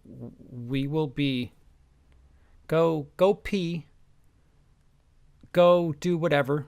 And the person I told you about, I'm assuming. Oh, downloading it. Wait a minute. Wait, hold the phone. Maybe we won't need to take a break. Keep the pee inside. Don't pee. Let me just catch up with everything else. How about $5,000 for M to just blow back Christmas out of the water for the worst? How about $5,000 to just blow black? I saw blow and I was like, what? Blow Black Christmas out of the water for worst movie ever. I don't know. 2019 had a lot of fucking stinkers. It's bad. It's really bad, but fuck 2019 sucked. Yeah, I don't know. She's really putting a lot of, what'd she say, 40 hours? And she's 2 minutes into a fucking 40-minute project. Blech. For every time you say Emily doesn't make a lot of content, she's only got like 1 video a month.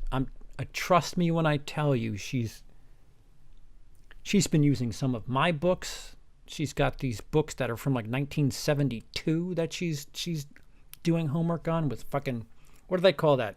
Bunny ears when you flap a page in. She's doing a lot of research and it's, I don't know, awe-inspiring, frustrating, troubling. Makes me feel less than. What is going on, everybody that doesn't know me? My name is Need Gore, or Corey. You can call me Corey or Need Gore. I've been on YouTube for about a year now, a little over a year. Yeah, I mainly review movies. I have live streams, and we chill and we kick it and talk about weird stuff. And I also make hip-hop music, original music. So Was it better than that? what I do, it was light years better than that. I don't know. AM to the PM to the PM to the funk. I don't have the balls to cover a Kendrick Lamar song. So, I mean, that does take some major cojones. But yeah. The original. So I was just dancing on ice for about an hour, talking about what I felt Patreon should be. Patreon should be a service where essentially patrons are customers and us creators are businesses. We're essentially selling our creativity, our entertainment as a product. And the transaction should end with the piece of material that we produce. Yeah. And I think the reason you know of me goes directly back to the summer issue that I so publicly scraped my knee Well, on. I knew about you. I knew about you because you talked to people that I just happened to figure out existed. Mm-hmm. I went to a live stream, met some people, went on their streams, became a little bit closer, and then they talked about you, and I was like, oh, well, this guy's doing his thing. He's running it very professionally, takes it serious enough. So, dude, I didn't know you other than that. And then, of course, I got to know you when the issue came about, and then way better afterwards because, yeah, it ended up happening. It happened to me. So I really got to know you a little bit better. So how much are you willing to discuss in regards to your situation? Yeah, you don't have to use names. It's almost preferable that you don't. But yeah. I wasn't going to use names or anything, but I can talk about it. I did. Do you want me to just start talking? Yeah, I would prefer to not use names. That's the only thing I would say. Other than that, run amok. I've thought about it already. Yeah. I'm not using names. Okay, so just run amok otherwise. Yeah. So I created a Patreon because I saw everybody else had a Patreon, and I figured, excuse me, I didn't really know what Patreon was. It was just something I created. I've never been a tech savvy person. YouTube was as far as I had gone, really. Mm-hmm. So Patreon was like a big deal. But then I realized it wasn't just Patreon. You had to create tiers and have exclusive content for people. It entices them to be a Patreon or a patron on Patreon. And I never did that. So I figured, well, I just have a Patreon in general. I'll put it out there, and I'm probably not going to get anything because I don't have it set up. I don't really have it set up at all. And then I suddenly started getting it. I got a $1 donation. I was like, oh, cool. That was really nice. You see my content. I don't provide a lot, but you're putting something out there, and I really do appreciate it. And then I got a $5 one. Really appreciated it. Then, out of the blue, a guy that I know gave me a $50 donation, or it was a $20 donation at first. It was $20. And I was like, oh, shit. Better start moving. $20 for what? $20 for what? I didn't do anything, And then that only grew. I got to talking to this person a little bit more, and, just random stuff. Just, checking in, hey, you doing all right? Cool. Yeah. And it raised to, I think the most it was like $55 a month. And that's when it started to just sort of get cloudy. I really didn't understand. It was just going to keep getting higher and higher. What do you want? I can only be nice to you and listen to what you have to say so much. They really take advantage. This person really took advantage of the messaging function, being able to contact me and talk to me personally as if it were a messenger app. And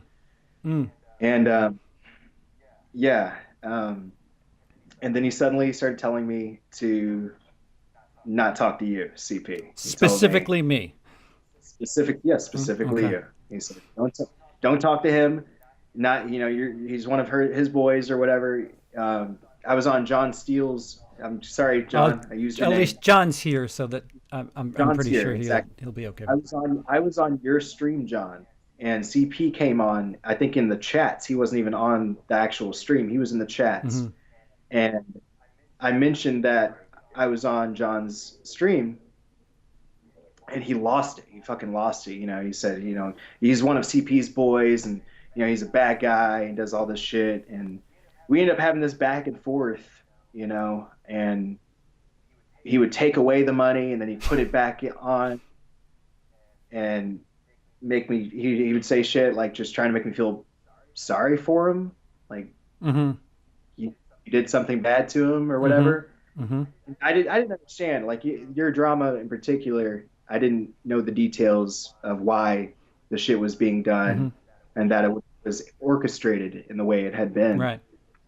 Then all of a sudden he was gone, and I got the final one, like, I'm done with you and all that shit. And so I moved on, but I knew that it would come back eventually. I knew that, well, he's probably going to say some shit to some people. And that's exactly what he did. He went to people that I knew. He went to people that he knew that were important in my community of people that I work with, and went to people that he knew that were supporting me through like PayPal sometimes. And basically said that I took advantage of him that I was, taking advantage of him for his money.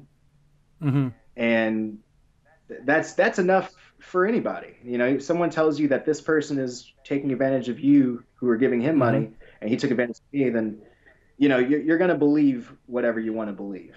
And it just it blew up. It blew up really bad. Like trust was damaged, probably in a way that I is irredeemable. It's like it's unredeemable. And this all happened around like on Christmas Day. Everything went to a fucking halt, and it really just like the shit sort of hit the fan and then settled on New Year's night, like after the ball dropped. That's when it really ended.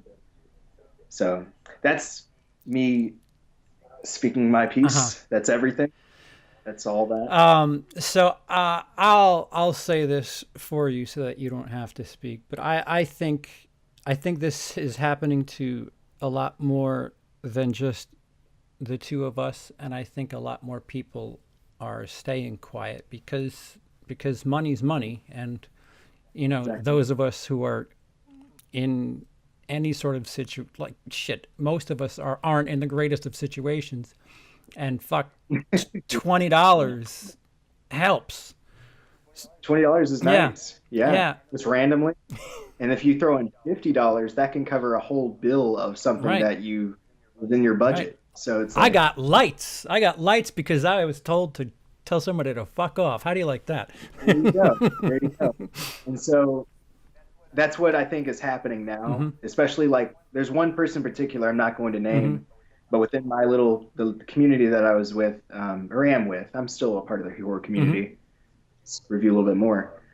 I'm almost certain that this is happening with them, and the money would definitely help that person. So that's probably why I can't talk to them, because everybody else has heard me out, but anybody that this person supports with a great deal of money eventually gets to where they have to turn against a friend.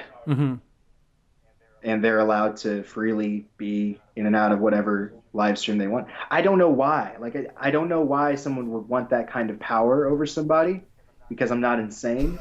And that's something I had to understand. Like, you really do have to be a little crazy to want that kind of power over somebody from your phone screen.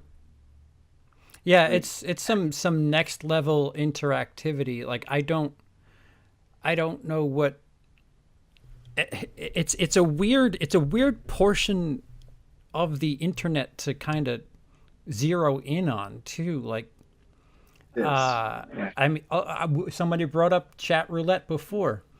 I mean, that money could be spent really feeling good about yourself, and you could put all types of money towards some internet personality who not only will tell you everything you want to hear, but they're also naked in the process.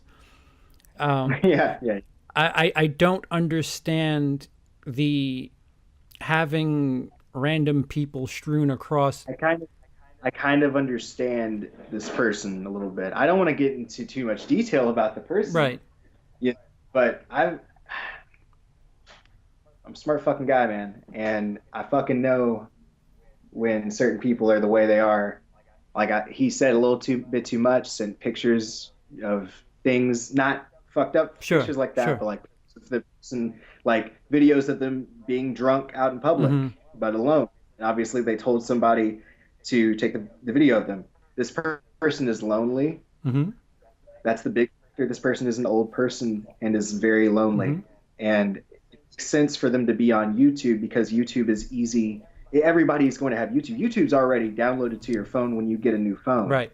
So you don't have to do much to be on YouTube. And once you discover that this is how deep you can go, I think it all does make sense. It's just a damn shame that there's not enough awareness that those people exist out there. Like they can do that. So let me ask you a question twofold. How just this in general, how does it make you feel as a person, and how does it make you feel as a creator? And I'll ask you that, and I'll front load it with the way I feel. How how does it make me feel as a person? Yeah. It makes me it makes me feel human. It kind of makes me feel stupid because yeah, it makes me feel human. It makes me feel stupid because this is just it's that human nature. While it's not favorable, it's not a good thing. It exists all the time. You can find this happen. It's happened to me before in real life. It's just blackmail. You know, Emotional happens blackmail. all the Yeah. time. Yeah, emotional blackmail, and you have to know the signs of it in order to not fall in it. Um, and it happened to me once before, and I suffered from it. But I saw the shit.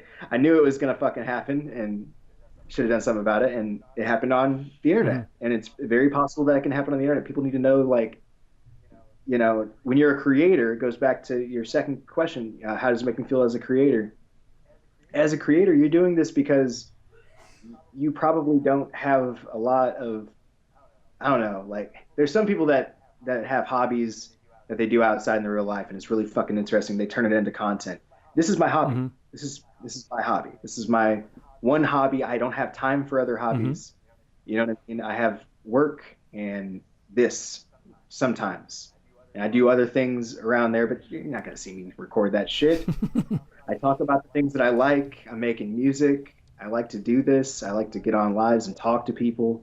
And as a creator, to have someone blackmail you on here, it makes you feel like a piece of meat. Like, it's sort of like you're being used almost, because they're using you to gain attention. They're using you to feel important. They're using you, I don't know, to fulfill some kind of need in their life outside of the content that you provide. And you always want to give people just enough, like something satisfying. You want to, especially when you continue to do it. I never thought I would get this far. I've kind of been doing my thing. I have a groove. I have a system of doing things. I schedule stuff now. It's taught me how to take more creative routes, but less time. You learn a lot. But as a creator, it's very, very stressful trying to manage the community aspect of it. And so people that wind up in drama, they have, I don't know, 100 other people that are looking at you and not understanding, like, why is this happening? See, it's just you can't explain everything to everybody all the time without sounding a little crazy. the thing that hit me like a fucking freight train full of tanks. Both of us, with a big swift movement, we lost support, and what I took was the creator part in me, like, oh wow, all of what we're doing is shitty, and you're just gonna step off and not even tell us what we're doing wrong, like as a creator, as somebody who puts time and effort into something, you make a certain amount with the support and the patrons, and you think, okay, I have a product that people feel is worth dollar amount A, and then suddenly when that changes drastically, you're like, oh wow, maybe I don't have. Like, it really fucks with your confidence more than. Yo, dude, you raised a really good point just now. I just want to interject real quick that it does fuck with your confidence. Like, when something like that happens, you're suddenly cut between two sides. I feel as a viewer, when something attacks someone, like a content creator. I keep looking at myself with the cameras right here. That's hilarious. I do that a lot. I do that a lot. As a creator, you want people to like you. You want to be likable, but you can't please everybody, and you understand that. But when you're attacked, it does attack your confidence, because your viewers go down, people stop commenting on your shit, people stop showing up. And especially when you decide to be a part of a community, you really get to see. I think that's what really hurt me a lot, is I was a part of a community of people, and I'd say over 50% of them, they no longer show up. They don't show up. They've made up an opinion about themselves, whether they decide not to what's the word? They don't want to take sides, and so they just want to cut their losses, and continue having having fun in areas that it's too much. There's people that take sides of the person, Right. and it's just, man, it does suck a lot. Yeah. So what's your price? What would somebody have to pay you to alter your entertainment habits on YouTube? Me? Yeah.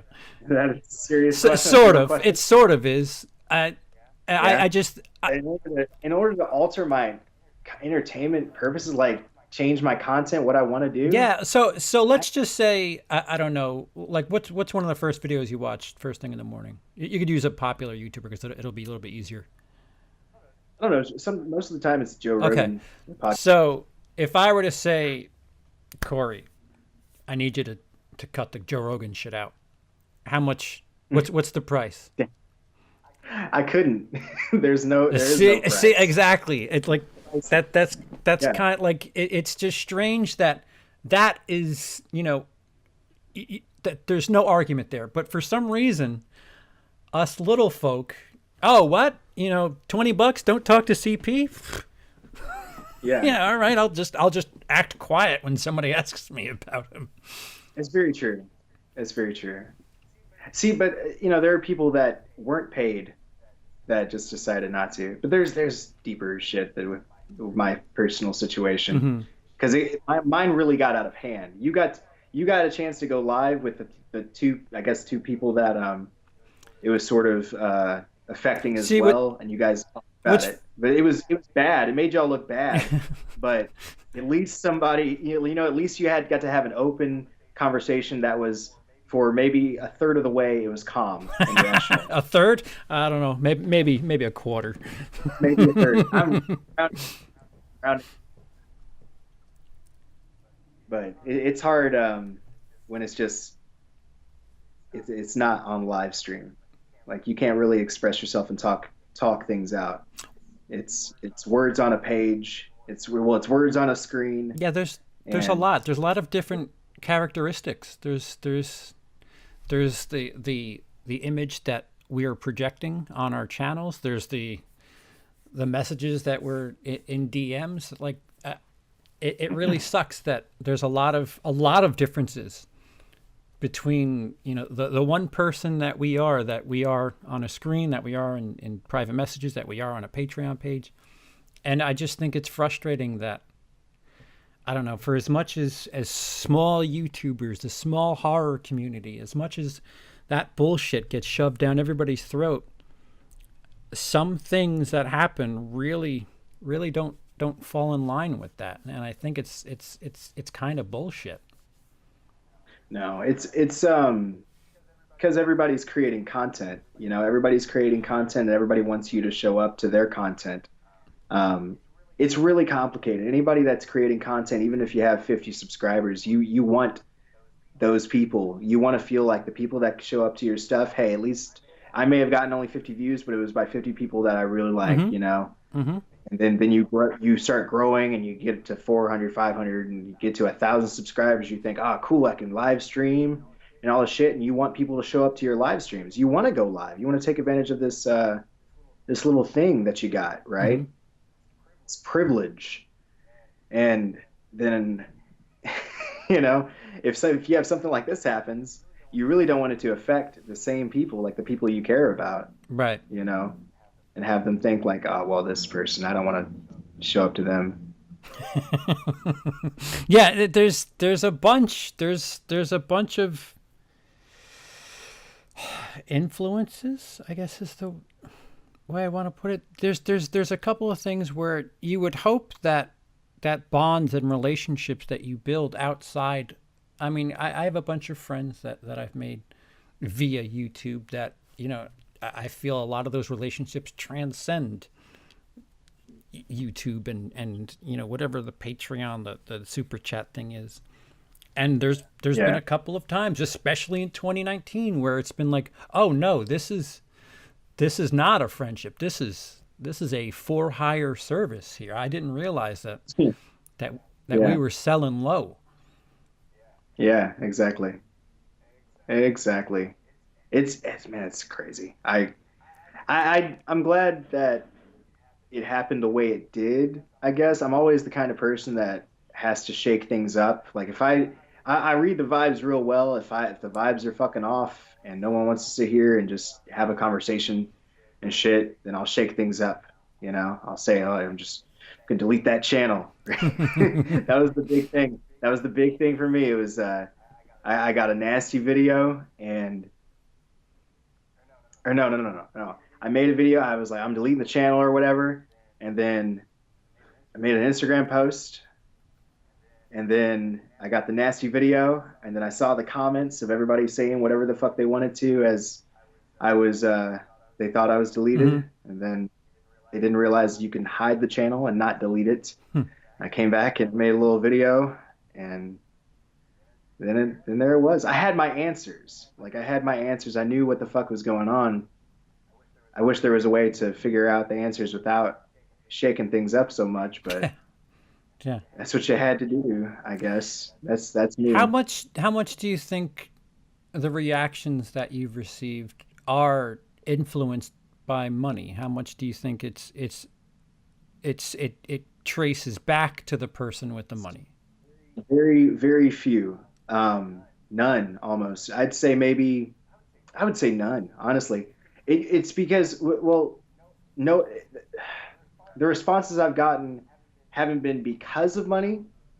It was that it involves the money. You know what I mean? Because nobody, it's all, face value. It's my word against theirs, right? But it has to do with money. Oh, all right. So you answered upside down. Yeah. So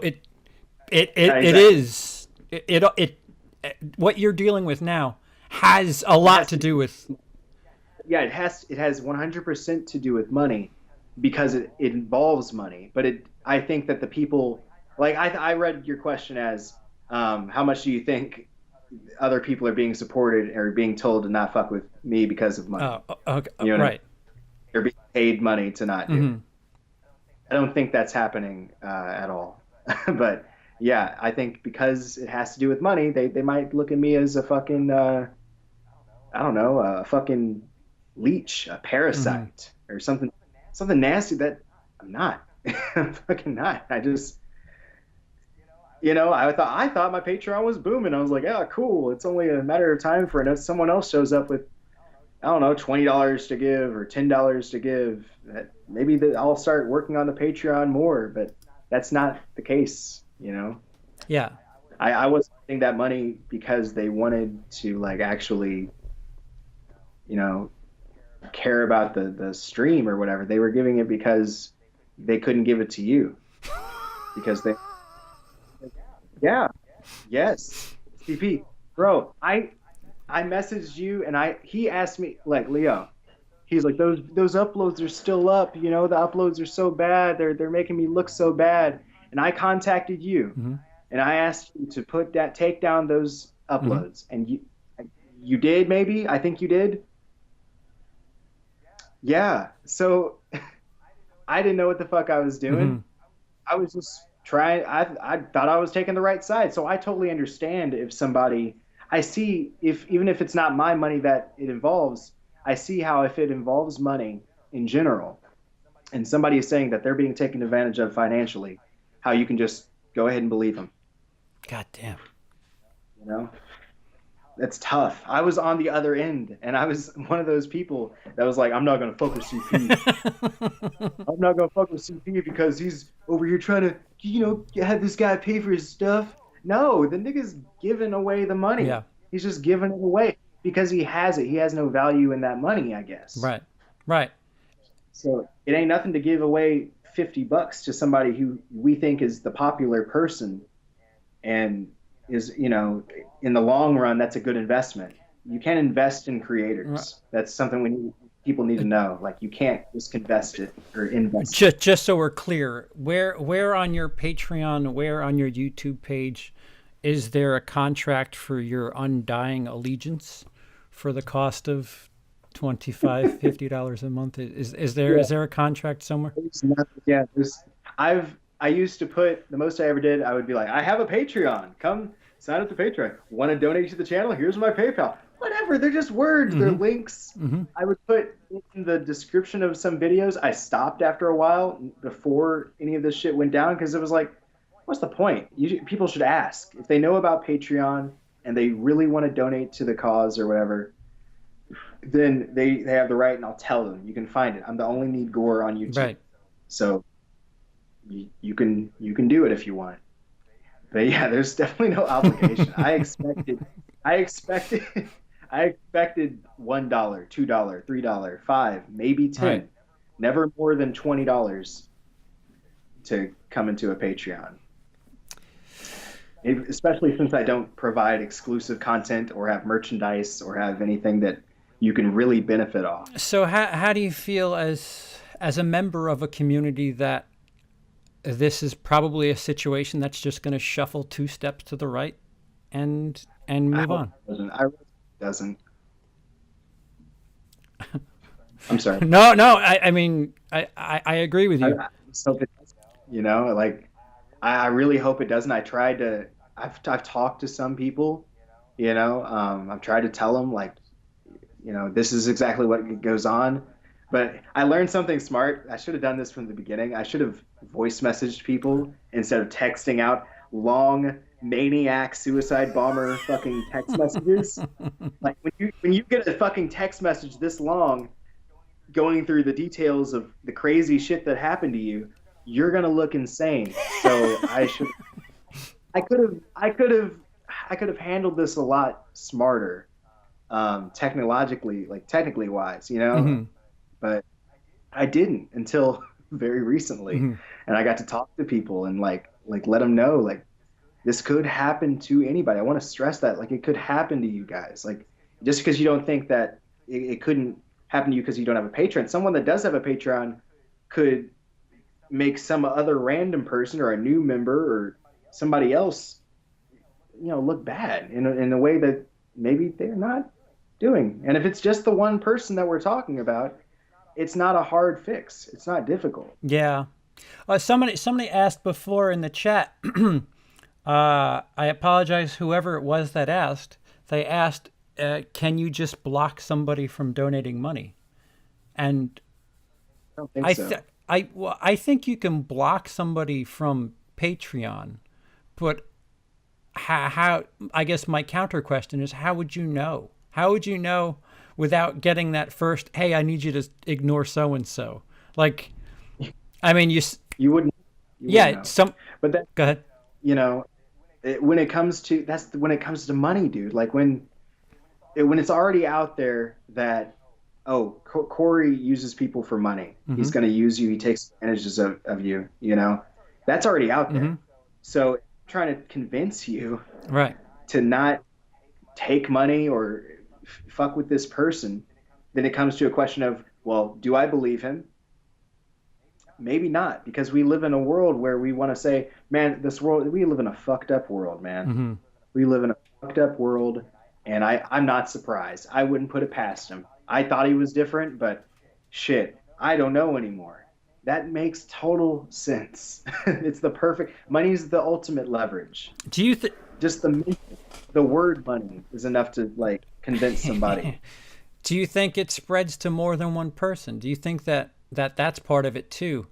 It's a lot easier. It's hard to argue 1 versus 1, but if you've got 4 or 5 people who are getting $20, $30 a month, do you think it's a lot harder to argue your innocence against a small group who are drinking the Kool-Aid, so to speak? I mean, I think it actually would be. That's your case, isn't it? Or it was. Oh, yeah. Yes. It was a very interesting 2019, an extremely interesting 2019. But I've been through weird shit before, and in my past, I learned that eventually people figure this shit out, and I didn't expect this to happen so soon. Like, I expected, all right, you know what, somebody's going to find out the hard way that this is a little off. But shit, it hasn't even been like half a year, and already, I mean, we were talking 2-3 weeks ago, and technically that might have been 5 months. Like, I didn't expect it to be so fast, but I knew it. He's new to it. This person's new to this. He's very new to this. He just discovered that he could do it. Yeah, Like he hasn't been doing this a long time. there's also somebody else that is a confidant of sorts that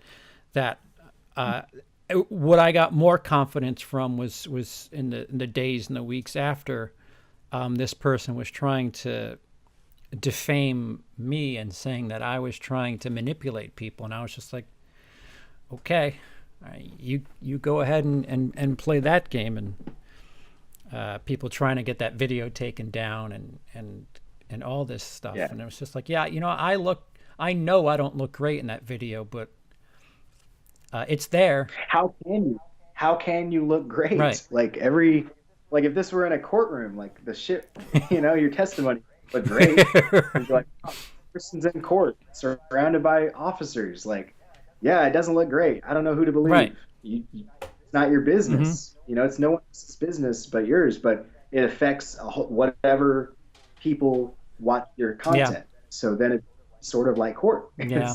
Everybody's free and they're watching. My thing, especially in being in many different versions of this, my thing has always been, especially if I notice, oh, you're telling me two different stories, fuck it, let's go live, and you tell me whatever story you want. I have it documented, and if I look like shit, I look like shit. But let's just show everybody what it is you're talking about. And you know, if I'm the bad guy, fuck it, I'll be the bad guy. But I'm not proud of that moment, but I'm confident that people saw enough in that moment, and that's okay with me. I'm okay with that. I'm okay with getting a C, so to speak. Right. And it's just one of those things, man. And so it's unless it happens to that person, they're not really gonna understand. Just because it's easy if it's in the real world. Like, it's easier to convince a real world problem, like human to human. Right. But when it's cell phone to cell phone, it's there's a hell of a. I mean, shit, I could turn this thing off right now, and that's the end of that problem. It's not the same. You're right. You've had a couple of things happen recently, like as a backlash to your version of the situation. Has anything changed on that front? Do they have any sort of anything? Has anything changed on? I mean, yeah. I have one person in particular that used to. I'm not going to name names, but people that know me, that know who I'm talking about. There's a person another person that used to just give money. And it was through Patreon and PayPal. I was never the person to get a bunch of PayPal donations, but this was the one person that would, like, when they found out I had a PayPal, they just threw money into the fucking account. Just threw it. Wouldn't ask. I never ask. I never allude that I need it. But they throw money into the account, And this one particular occasion, I thought we were really good friends, but it was, I had came to him. I was like, yo, I was wondering, could you help me out with this one little thing and all this shit, which is, looking back now, probably wasn't the smartest thing to do. It was something small. And around that time, all the shit was going on, and me and John were no longer cool. And I know that John talked to this person. Oops. John Steele? I know that this person, yeah. I know that this person had talked to them. And so he was the first person to just go out and just attack, just on attack mode. Like, hey, don't fucking talk shit. You're a piece of shit. You leech. You're a user. You're a loser. You're this and you're that. And so that really affected it because nobody wants to, like, it's not just this one person. Now this person's saying that, oh, you're out here trying to do this to people and you're trying to do it to me. You might do it to other people. Mm-hmm. That's when it gets a little bit more complicated, when they convince another person that's also supporting you that you're this way. Yeah. Like, so it's affected it. Like, I feel like I can't go to other streams, man. I feel like some of the streams that I used to go to all the time, people that I like a lot, I know that this person's going to show up now Mm-hmm. because he feels like he's won. So he shows up. What do? I come in, he says something snarky, and I'm just supposed to not say shit, or I show up and he's in fucking all the messages, and it just makes you feel some type of way. Like, fuck, man. It's like I'm not free to navigate YouTube live streams the way as freely as I once was because I don't want to cause the drama. He's already here, Mm-hmm. and then everybody's cool with it, But if I show up, then oh god, here's the drama. It's like walking around with a fucking scarlet letter on your back, man. It really is. It's so fucking annoying. Mm-hmm. It's so annoying. So I don't go to live streams anymore, for real. I make my own live streams, and I let the people that have listened to me and feel like hanging out and have a good time. We don't talk about shit, but I don't know, scat and Vince Vaughn. So we just talk about shit. We don't do anything. So that's the way I navigate it now. But it's affected a lot of shit. Do you think that maybe these people will figure out in due time that holy shit, I was running with the wrong stable there, that there's something wrong here? I don't know. I don't like to think too far ahead because I don't know all these people. Everybody has different lives and they're of different ages. Some people are 20 Mm-hmm. and they understand. They're and there's some people that are 40, 50 years old that are doing this as a hobby to not lose their mind while living their normal life. Mm-hmm. So I don't know if anybody's gonna come around and realize, oh, this was wrong. And if they do, are they going to come around in the way where they like admit that? Like when do we know when someone's decided that they're wrong? The hardest thing for humans to do, I think, a lot of times is to just admit that they were wrong in a belief system, even, Like I'm sorry, I'm going to bring this up. The hardest thing for some people to do is to admit when they say something racist or did something that racist. That's such a hard thing. Like people will be talking about it like, don't you see how that's kind of fucked up? We'll be like, no, it's not. It's not real. None of that is. I'm like, well, if you think about it this way, you're not in my shoes. You look at it. Look at it from this point of view. Mm-hmm. It's real hard. Oh yeah. A lot of people are very, very confident in their.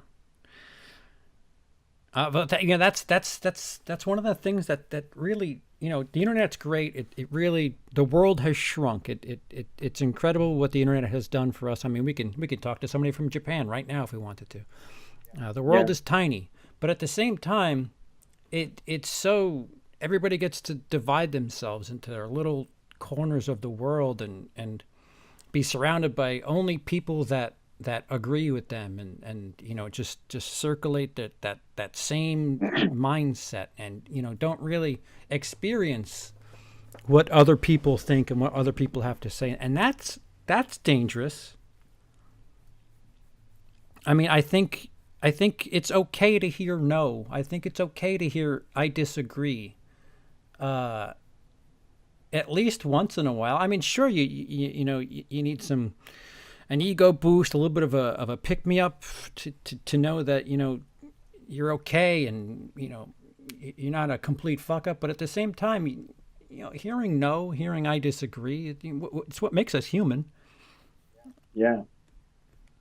I would have loved if the situation were a simple act of me, I don't know, getting too big for my britches, so to speak, you know what I mean? And just something where all I had to do was apologize, Mm-hmm. If all I had to do was apologize and, just eat my slice of humble pie. I don't know how many Southern expressions I'm going to use, but you gotta sometimes that'd be nice, but it wasn't that case. Well, what are you sorry for? What would you be sorry for?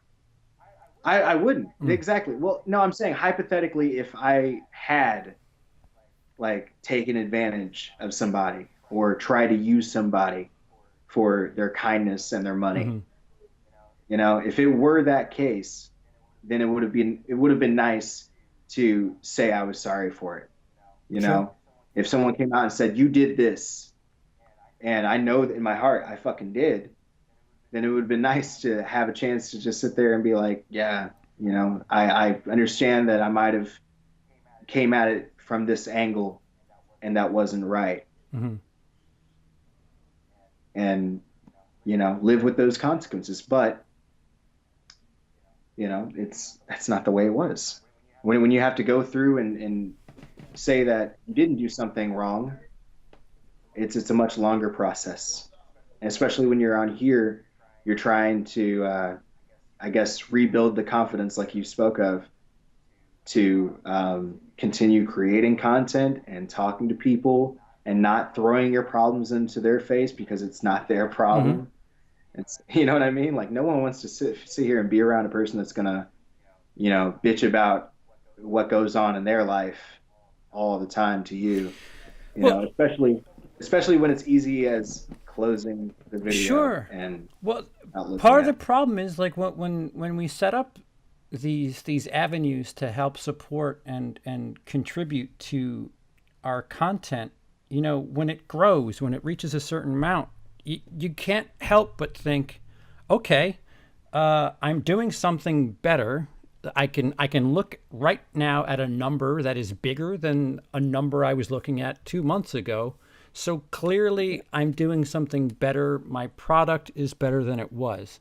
And when it disappears and turns into something else, your confidence just evaporates with it. And then all you have is doubt. And you're like, oh, wait, maybe I'm not as good as that number.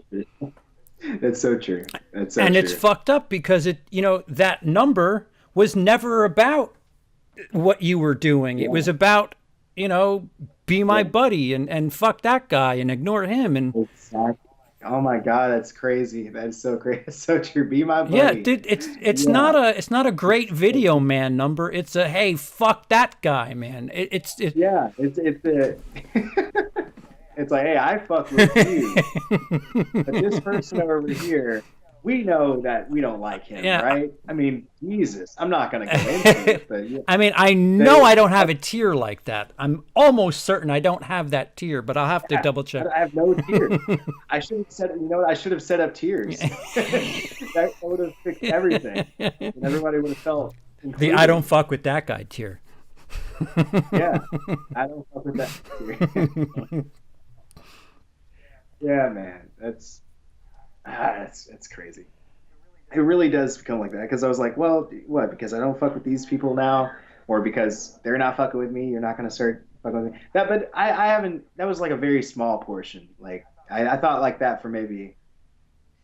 I mean, when it was happening, like I said, like around Christmas and New Year's, that was hard for me. That was really hard. It was hard to, first thing I grab in the morning is my phone, and now what's on my phone is like pissing me off and making me feel bad. But I decided, I was like, oh, well, I'm going to start reviewing anything I want. And I've been writing really good music. I've been making the music that I want to make. And, I've been putting out content and the views are down, but were they ever really that high to begin with?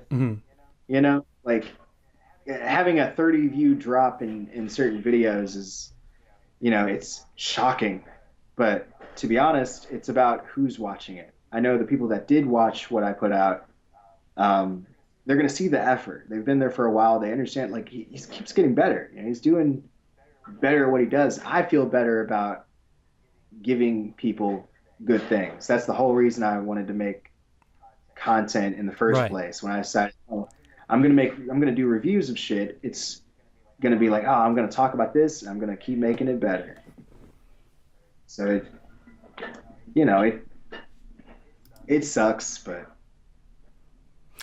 Yeah, you gotta live. you gotta like it's this weird. It's a weird element that I don't know. If you asked me about a year and a half ago, I would have been like, "That's impossible. There's no way that's going to be a thing." But it's a thing.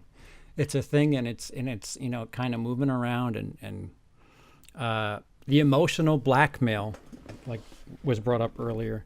That is a thing that seems to be penetrating these circles, like these circles of people where, you know, a group of 4, 5, 6 people stream or do live hangouts or whatever, and there's just penetration one way or another, and it's, you know, it's 6 people that just enjoy talking about movies. They've been doing it for 6 months. Suddenly you throw some money into it, a guy who's struggling to, you know, fucking feeding a family of 6 with 1 box of Kraft macaroni and cheese, suddenly he, you know, gets some fucking Boston Market, and it's like, hey, you know what? I don't mind this so much. What's the caveat? It's such an extreme shift from fucking Kraft, 1 box of Kraft. Yeah. Only 3 spoonfuls, honey. Sorry. Just enough calories so don't die in your sleep. That's good. But yeah, like so what I started talking about was Patreon, super chats. Super chats, there's no sort of contract or anything. Somebody puts a super chat up, it's a color, it's got the dollar amount, and you have something to say. That's it. Transaction over. You know, those people, I go to some streams, like I'll go to those grow streams sometimes. Not a lot, because I don't fuck with it anymore. I just go into like, be like, hey, and then that's it. I used to be one of those people, at you and at you, but now it's just, hey, what's up? And then that's it. They'll say my name. Yo, need go, yeah, need go, everybody. Oh, need go, and then I'll hit the like. But it's the fucking super chat, dog. Those people use the super chats, and they'll have their name said all the fucking time. So it really goes into an attention factor. Why do you think they highlighted into a different color the chat? And different colors. Exactly, different colors. When it's fucking $500 or something, it's red. Yeah. It's red, bro. I was on Spooky Rice's, shout out Spooky Rice. Spooky Rice's channel, dude. He's cool as shit. I totally get it why people give him money, but the nigga's cleaning up. I was on there for Halloween. He did a stream on Halloween. Somebody donated $2,500. I didn't even know I can get that high. Shit. 5 super chats for $500 a piece. And all that he kept on saying was his name, dude. And YouTube took 500. It's crazy. Ugh. It's crazy. Yeah.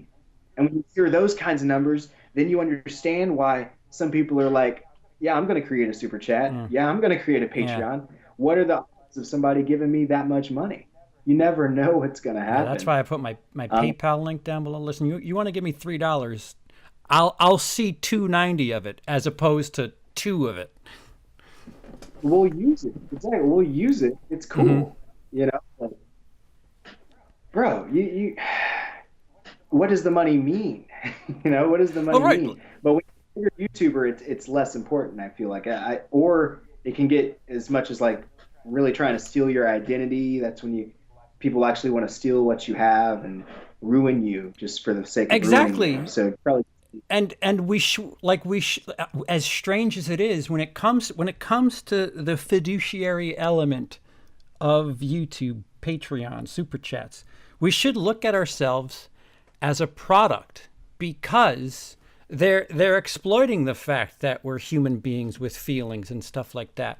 Again, going back to the prostitution thing, if you give a prostitute $100 for whatever it is that makes your bells ring, you don't call that person back a week later and say, oh, by the way, you can't mess with you know, Terry Tulips because, you know, I gave you money. No, your transaction's complete. You gave the person money. They gave you the thing that you like for $100. That's it. It should be the same thing. I mean, shit, use any sort of other analogy, like a fucking video game. You buy a game for $60, you play it, and then you're done with it. Same thing here. You're watching a video. You pay a certain amount on Patreon. You're done. That's it. It's a transaction. It's not a lease. It's just really strange how the human element really gets exploited by some people. Yeah. I think it would have been different. I'm thinking now, like you put it that way. I think it would have been different if I had tiers and I had shit to offer people, like a shirt. Like if you got over $50, I give you a free shirt. Then you can't say like, you were just giving me the money. I was giving you something back in return. It was, because you paid that amount of money. But because it was, nothing. Like it seems like, well, I can see whatever. But that's the thing with Patreon. Patreon is support for the channel. It's not. I mean, unless somebody has it listed, I'll be your best friend for fucking, $2 a month. Okay, what is that? I'd like a detailed contract as to what that entails because. Yeah. All I ever said, the only thing I ever said, I think, basic shit that I put on my little bio on YouTube is, you're gonna get reviews and you're gonna get music. That's it. It's like what you get. That's it. Right. Exactly. That's all I get. What I feel like doing.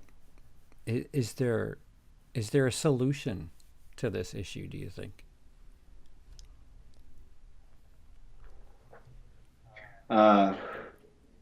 The solution is, I guess, what we're doing now. I don't know how many people stayed in the chat right now. There were 34. We got 36 right now. We're good. 6 people watching. So of the 36 people that are watching right now, how many of you create content to where you feel like maybe one day you'll create a Patreon or something like that, right? Because this is only going to affect people that are out there like saying, hey, maybe I'm creating content like this to where people may feel like they could donate money to the cause and shit like that. People that are under 500 subscribers or under 1,000 subscribers, really, they're not going to create a Patreon. Once you get to where you're almost close to 1,000, maybe you'll create a Patreon. But people that have Patreon and are looking at this from a business standpoint and trying to, just give the best content they possibly can, this directly applies to you guys. And the solution is just awareness. That's the only thing you can really do. There's no way of doing it. Like, I wish I wasn't so naive, or I hadn't have been so naive to this process and to what Patreon meant. So that's the only solution is awareness. See, you have a bit of shell shock to it, and I don't. I just I know. I understand. I understand why. I just think that one of your bigger situations just happens to be a really, really rotten situation, and it kind of ruined it for. It's a good thing. Why? I'm glad that it was so rotten because it's basically the worst case scenario out of the way within my first year. I've been here a year, and within that year, I experienced probably the shittiest thing that can happen to a creator. It's defamation, it's blackmail, it has to do with money, it's all this shit.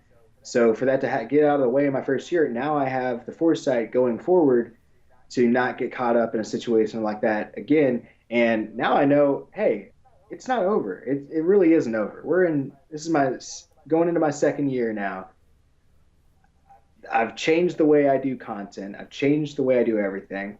I'm sure I'll meet plenty of other new people. And shit, I was planning on having merchandise and all this other shit within the first year. That didn't work out. I'm going to have probably merchandise this year. I'll probably have stuff figured out. And Patreon might work out. So I don't think Patreon is bad. Patreon isn't a bad thing. People, newsflash, people can be shitty. No. Apple can ruin the bunch, right? Mm-hmm. Don't let one bad apple ruin your bunch. Drop them. How much of an issue do you think this is going to linger in the beautiful horror community of ours? It'll be in the back of everybody's minds forever. Mm-hmm. Yeah. It'll be in the back of everybody's minds forever. Forever. It'll always be a relevant topic. If it gets brought up, nobody's going to want to talk about it. They're not going to want to. I mean, why would they? You know, especially if it didn't affect you directly, you're not going to want to talk about it. It's at that point where the people that were affected, they're going to stand by what they believe to begin with. Like the people that you and I know, person that I know that affected me in a negative way, they're not going to change their points of views on anything. And there's nothing we can do to stop the one person you and I know from doing the shit again and again. It said the only way we'll fix anything is by raising awareness and trying to, you know, not make people sick of hearing the truth. Because see, I can't help but think that there's a lot at risk with, you know, rolling ahead, keeping your mouth shut. When you know something's not completely. Look, global warming. Oh God, I just dropped a bomb. I'm not bringing. Look, calm down. I'm not making the whole chat about global warming, but when you fucking talk about global warming in everybody's face, half the reason people are like global warming is bullshit is because they're tired of hearing about global warming. The shit exists. The shit's real. Yeah.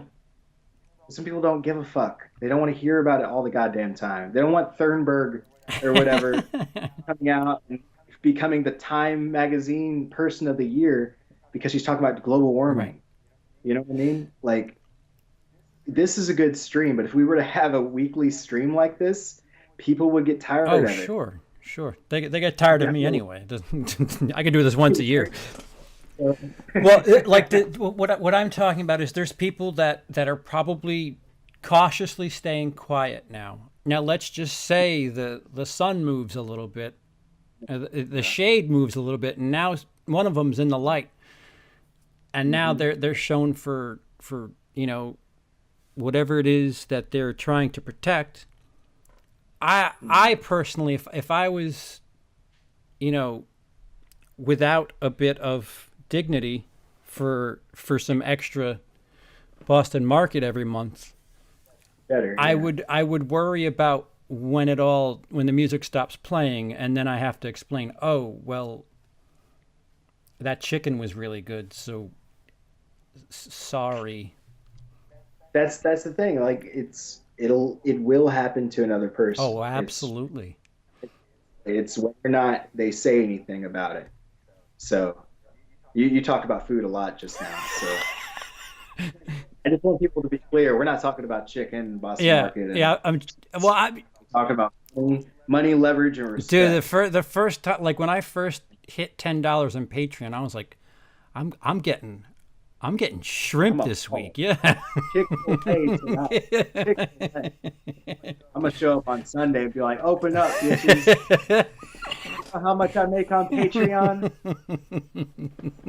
That Friday the 13th check came in. What's up? Yeah.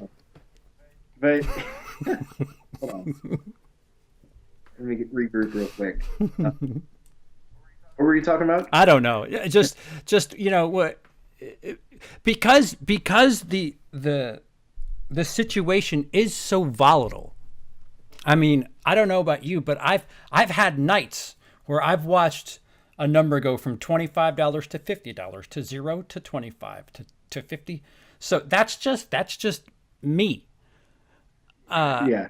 Knowing that volatility, it's just run amok somewhere else. I don't know how much faith I would put in keeping my mouth shut, and that's kind of, you know, why I was the pariah back in July. I was just like, this is this is kind of bullshit. It's wrong. Yeah. It's wrong, and you want to speak out when it's wrong. But let me put it from this point of view. So I got $50 on Patreon, $55 on Patreon. That's amazing. It's fucking awesome. But it was for the wrong reasons, and I see that now. It took me nearly 5-6 months to realize what the fuck it was all about and why it was so wrong. And then now it's gone. It's gone. Now it fucks me up a little bit. It's whatever. It fucks you up at first. First, but now when you find why it was taken away, then it's like, oh, I don't fuck that money. I don't need your money. Fuck your money. I don't need $50. Didn't even like Boston Market. Boston Market. But let me put it this way. Look, that $55 left, and then wouldn't you know, I got another $55 donation because somebody saw that was going on, and it's somebody I know. It's a friend of mine. Decided to donate that money back and said, I'm happy to do this. Yeah. And I said, you don't have to do it. At that point, when that shit happens, you're like, I don't need that money. It's okay. I don't need that. And they're like, I want you to have, they insist upon it. Patreon is a good thing. There are people that want to help you regardless because they see that you're putting in, this is like a second fucking job, It's a second job that you put hours into, and they care about that and they understand it. It's like, if you're a kid and you're supporting somebody on Patreon, you should rethink your values. Maybe you shouldn't be doing that because this is an adult matter. Only adults should be supporting people on Patreon because we know what money means to somebody. And for somebody to say that you're worth $55 to me a month, that means a lot. Yeah. Yeah. I always do the math in my head. Whenever I have a couple of people that give me more than $10, and in my head I'm like, fuck, I'd rather have Netflix than my shit. Like, that's insane. Thank you. You're giving the Netflix charge to me. I don't have nearly as good a content as Netflix, and they have different shows and movies. Like, that's a full month's worth of shit you're turning away there just to support my stupid ass. Like, let me ask you this question. Do you support anybody on Patreon? I do. Who do you support? Or no, never mind. Don't answer that. You don't have to answer. No, I blurted that out. How much, is the money amount an issue if I were to ask how much, I can't spare a fucking penny right now, but I try to pay it forward a bit. Yeah. There's people that I think strongly need it. There's people that help me and my channel that I've kind of moved it somewhere. There's people that I just enjoy that, it's just $1, but I try to move it. I try to move it. Yeah. I can't spare it, but my logic is it's coming out of my end anyway. So here, let me move it, because technically I'm not really seeing it, because it's coming out of my bank and out of, it's coming out of my PayPal into somebody else's. So, I have to believe in the product. Like there's this other thing that, oh boy, how much trouble do I get myself into? There's this other thing that people do where they'll just support each other. Like if you and I said, hey, you know what? Let's give each other $1 on Patreon just to show that we support each other. And, yeah. And I don't understand that for like a 1,000 reasons. You're paying PayPal. You're saying, hey, PayPal, here's 20 cents from each of us just to have our names on each other's shit. I don't understand that for the life of me. Like, if you want to support me, support me. I've never asked anybody to do it. If I do it, I want to do it. If I hope the same thing backwards. If you want to support me, again, it goes back to, taking pride in what you're doing. I'm doing something. I think it's worthy of, maybe not Netflix money, but I think it's worthy of something. I put a lot of work into some of my shit. So, if you're giving me $1 a month, I'm assuming I earn that, not just the, hey, I know CP fund. Like, I hope that, fuck, I paid, I had a lot of I was in a lot better shape a couple years ago. I gave $600 to Super Troopers 2 because I wanted to see that movie be made, and fuck, Wow. God bless you for that. I was in way better shape then. Like, I mean, way better shape. I love that movie. I want to watch that right now. I love that movie, dude. Sorry. I'm sorry. Sorry. That movie's so good. Oh, God. That's hilarious. Chat. So Brooke says only over $10 a month matters. No. I'm just saying at that point, like those are things that you could pay for, and you could pay for a subscription to something, or you could buy a small but important item to make this all a little bit easier. You know what I mean? Yeah. That's crazy. $2 is good enough. $2 is good enough. Listen, when it $2 all good enough. We're only talking about a big amount of money because it's been held over our head, and when, like, that's not normal. Like, the first thing that I thought when I received $50 is for nothing. I was like, okay, there's something wrong with this person. I should be cautious. I don't want to hurt their feelings because they might just be a nice person, but. I mean, you're not crazy. Like, don't be like, well, I support this person for $50. I'm not crazy. It's random, you know, and we barely speak. Right. You know, I don't know if you're a millionaire. You're not a millionaire. You know, you're not rich. So I don't know. You don't have to be rich to give someone $50, but I'm trying to make sense. No, yeah, I get what you said. Like, what bothered me about stuff like that was there was no sort of request. There was no sort of, all right, I'm giving you this. Like, you would think something extravagant would come. I want you to do like a balls out, whatever video. And like that never came. And it was just like, thanks. Or if I ask you, why are you giving me $50? You have to do that. You're just saying, I like you or something like that. Yeah. It's just like a general thing. You just like me? $50? Or you're like, what is this? Because I don't need that. Like, goddamn. And then when you find out it has nothing to do with your content, it's just like, well, you can't help but feel like dirty or something. It's just like, wait, what is this for? Yes. What is this for? Like, exactly. My Patreon is for, you know, I'm providing content. I'm doing something, you know, it's something for YouTube. I'm putting work and effort and money into it, and you're giving me money towards that. But what you're telling me is that money's not going towards that. Your money's just going. Did you get videos? Did he ever send you videos? No. I was in that deep. All right, so that's why I got hit the hardest, bro, because I'm too fucking nice. You know, it got to where this guy was sending me videos of, because he lives, you gotta understand, the person that fucked with you lives in my city, bro. Oh. He lives in my city. So he'd send videos from something.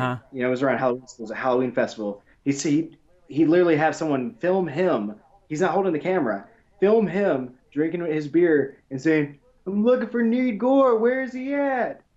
We're having a great time. He'd send me those videos. Or he'd send me a video of him, like, lighting up a bong. And, like, just to gauge my response. Like, to be like, hey, come hang out with me. I think this is all... I have a theory. I don't want to say it, but I kind of want to because I already set it up. I think he's gay. I think he's a lonely gay man. Oh, really? I think that by doing this, by giving you guys money, like, he never knows where it might take it because it's the internet and he's older. He might not understand. Like, no, bro, I'm gonna think this is weird if you like get too friendly. But I was in his city, so I was getting videos. Why else would I get videos and you wouldn't get videos like just random shit? He was more like saying, hey, I got weed, I drink, I have a good time, I'll take you out, I'll give you money, I obviously have money. I think that's what it was. I may be overthinking it too much, but I think the fact that I'm in my city and he sent me things like, oh, you should come out to this event. Like, I want to meet you. I think the person was really hard up for friendship. I think companionship, even maybe not even friendship. I think the I just want to say real quick that I have no problem with gay people. All oh right, I got called racist. I got called racist in this whole issue. I'm not racist. I'm not homophobic. It's just it. This is not a normal situation, and I don't know. I've been trying to throwing make money sense around. of Yeah, what, that I don't think that I don't no, think sex or race has anything to do with throwing money around. no. But no one can buy my friendship, and no one can buy anything from me. Like if it's me and I'm not selling it, it's not for sale. Hmm. But it's just one of those things, man. I got that vibe. Like some of the videos, I'm like, why are you, and all I can do is be nice. All I can do is be nice and say, oh, cool, man, you're turning up, getting lit. But then I started getting messages like really fucked up shit, like like saying I'm not gonna fuck with you. I'm tired of you talking to these people and all that. And then it turned into like next day, oh, I was really drunk. I was so high. I'm so sorry. And then the money would pop back up. That's what, yeah, that's what happened. Mine's a little darker. I Well, feel like mine's a little you're darker. closer. Yeah, I guess maybe. It hit home. It hit home, Hmm. man. It was. Yeah, like I genuinely just because there was times where I would speak to this person, just be like, dude, don't worry about money. Just talk to me. Like forget all that shit. What is going on? Because when I was speaking to this person, a lot of shit was going on personally. A lot of death. A lot of death was going on in their personal life. And I was like, yeah, fucking forget movies, forget all that shit. How are you? Never mind. Yeah. Never mind fucking Captain America. What's up with you? I had no idea any of that was. He never brought up any of that stuff. Yeah, it was like volatile is the best word I Yeah. could use. Just very Man. very See, it's all just a matter of chance, dude. mhm. Like this could have happened to anybody. He could have fucked around and done it to somebody else. It was just like, man, that's crazy. Yeah. Yeah, I don't it's just strange that Patreon is we're providing a service that should be where it starts and ends. I like your shit. I support you. That's it. Transaction over. Yeah. You came. That's it. Listen, if you want to come again next month, they charge you on the first. Part of the reason that I wanted to come on a stream with you and do this because I knew that we had gone through the same thing, and then we compared messages, I guess, like shit that like, were you sent something like this? He's like, yeah, and I'm like, oh, makes mind blown. It was a little mind blown moment. Mhm. And so I wanted to come on here and raise awareness, but the other half was to compare experiences, just to like sort of make sense in my own mind. Like now it really does make a lot of sense because you dealt with that while he's experiencing grief. And so like when people, Oh, and he had an accessory too. I mean, I don't know what the closest version of that you're dealing with. I have a fair understanding that there's a right arm, so to speak, but there was somebody who was spreading some shit about me that I was manipulating people and stuff like that, and I'm just like, name the place. I'm happy to join a stream. Who am I manipulating? I have a feeling that right arm was involved in this too. Really? Whether I know them or not. Yeah. I got the feeling like there was a second person in people's ears, Yeah. once it started getting out and shit. Like they were like two people were backing up their shit. I think right arm was in that John Steele stream, actually, now that you mention it. Well, my right arm at least was I don't know who that would be, but my memory serves correctly, because this person's supposed to be done with YouTube for 3 months now. well, everybody that knows what you're talking about knows. I don't know what the fuck you're talking about. Emotional blackmail. That's. I'll talk. I'm leaving. I'm leaving. The emotional. I'm leaving. I'm leaving. Fucking go already. Yeah. Shit. No, I did that, but it was for a different reason. It wasn't really. Well, it was. I guess it wasn't blackmail. My version wasn't blackmail. Mine was, let's shake shit up. I was actually going to delete it. I just wanted to, because if I deleted the channel, actually no. If I had deleted the channel, I would have lost everything that I purchased on YouTube. And that was my reasoning, because I purchased Rick and Morty episodes. I've talked about this. I have Rick and Morty every episode purchased, so I can watch it on YouTube. And season 4 and shit like that. Mm-hmm. And so if I deleted it, I lost all the shit I bought, and I don't want to take that loss, so I hit it. Craig, so somebody says, Corey, you saw the Craig comment, tonight should be the last time you mention this story. Huh? Wait, what? Corey, you saw the Craig comment, ? Tonight should be the last time you mention this story. I mean, I guess. Is that what he said? He commented on this? That is Death Censure who commented that. I don't know if that's a quote. Yeah, but he commented on this stream? God damn, dude. I didn't name drop. That's the thing. I didn't name drop anything, man. I didn't say anything bad.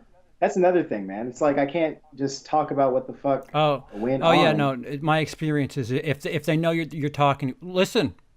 Very popular stream. Like if you talk, you better not talk anymore. Very popular stream that you know me from. I didn't mention names, but they got all panties in a twist. Yeah, they know who they are. Well, it's whatever. I didn't say anybody's name, so I haven't talked about it on my stream, right? Since said person made a big hullabaloo over me just being real with the people that I talk to, so it's just a matter of, we were supposed to do this on New Year's Eve, I think, or New Year's Eve. Yeah. I fell in a rut. Yeah, this is supposed to be 2019 shit, people, not a 2020 shit. But I took advantage of this because I knew that, if you had contacted me and they were like, hey, he wants you on the stream, I knew what it was going to be. Okay. So they're saying they didn't say anything. Person is here. My apologies. I didn't. No, that's okay. I figured it probably wasn't that case. They don't know. Oh, is the 1-2 down from you this person? Death Central? Is that who we're talking about? It very possibly It's could. not. All right, so let me read that. It's not the name thing. It's the thing as a whole. We are moving on, and you keep bringing it up. We're moved on, but it's not your issue. This person that is messaging, it's not your issue. It's a bigger issue than that, and it can happen to other people. It happened to this guy right here. Yeah. That's the whole reason I really made a big deal out of it, is that it's not just happening to me. If it was affecting just me, then yeah, I'd probably eat it and just roll with the punches. And that's what I've been doing. But we planned on doing this stream and just wanted to raise awareness, not sit here and bitch about stuff. It's to raise awareness, because you personally, the person that is in the stream, you didn't do anything wrong, but you need to understand that you were kind of manipulated, and it can happen, and it's all on a phone. That's the fucked up part about it. It's not affecting you directly. It's all on a phone. So I don't hold anything against you. I have nothing against you at all. And I probably would have reacted the same way if the roles were reversed. Mm-hmm. So that's all I really have to say about it. It's really unfortunate, but yeah, this is probably the only time that we need to talk about it until it happens to another person besides me. Hoax. And that's all. That's Hoax. it. It's not him. It's not him. Who's okay. There's so much going on that I know. now I'm like, all right, now I have to. Some of these names I'm unfamiliar with, so I'm pretty sure some of them followed you, and I'm just trying to. it gets back to that person, timestamp it and listen to what I have to say. But we talked already. Like that's why I'm like, he's not here. You know, Mm-hmm. if you want to believe whatever you want to believe, that's your right. You know, but I have nothing against that person. Just this Well, one person that we're dealing with. That's the person that is affecting everybody. so completely separate from your situation. I'll speak on my experiences that coincidentally or not perhaps have something to do with yours. The problem when I came out and dropped whatever information I had on people, there were people walking around saying that I was trying to manipulate people, and they were doing their best to make sure that people weren't talking to me. And I don't know why that had to be a thing. I've always said, I continue to say, if you have something wrong with something I said, I'm right here. I can be wherever you need me to be. If there's something that I said that you either misheard or think I'm speaking wrongly about, let me clear it up. But for people to be closed off from me for something that I have no idea what's happening, that's kind of fucked up. Even more so when they're people that you consider friends for days, weeks, months, years. And, you can't help but feel like lost. Like, all right, so wait, this happened because what? And sometimes you just want answers, and all you're doing is playing certain events over and over again in your head, while some people want to move on. Yeah, you want to move on with your version of the story. Some people get shut out and they don't have the right answers, and all they can do is just try to figure out what the fuck it is, how things happen to them without them doing something wrong. So I don't think it's as easy as moving on, especially in a situation like this. Granted, I don't know Corey's details start to finish or exact details, but a lot of it smells the same. I can say that much. Yeah. That's spot on. Exactly. Like, it all made sense to me when I realized, like, when we had that small talk, I just asked you if he ever said anything to you, and it was exactly what I had experienced. Then I realized it's a bigger problem than just me, that I'm not crazy, that I'm not fucking, just overreacting or don't have all the spare pieces. I always say this, guys. I say this on my stream. I say real recognize real. Real recognize real. People that aren't afraid to call things on their bullshit, those are the people that are disliked the most. Those are the people that get the rumors spread about them.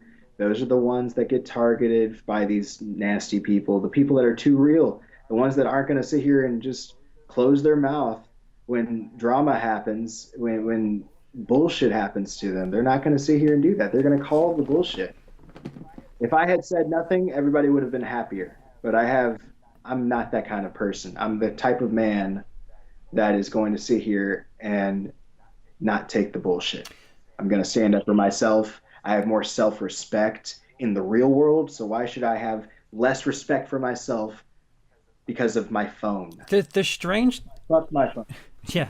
The strange thing is, like a couple of weeks after that stream, somebody reached out to me. Somebody I have never spoken to in my life. And they sent me things that were being said to them about how I should be written off. And I was like, first of all, that person was part of that circle who was getting money, yet still decided to reach out and say something to somebody he didn't know from a hole in the wall.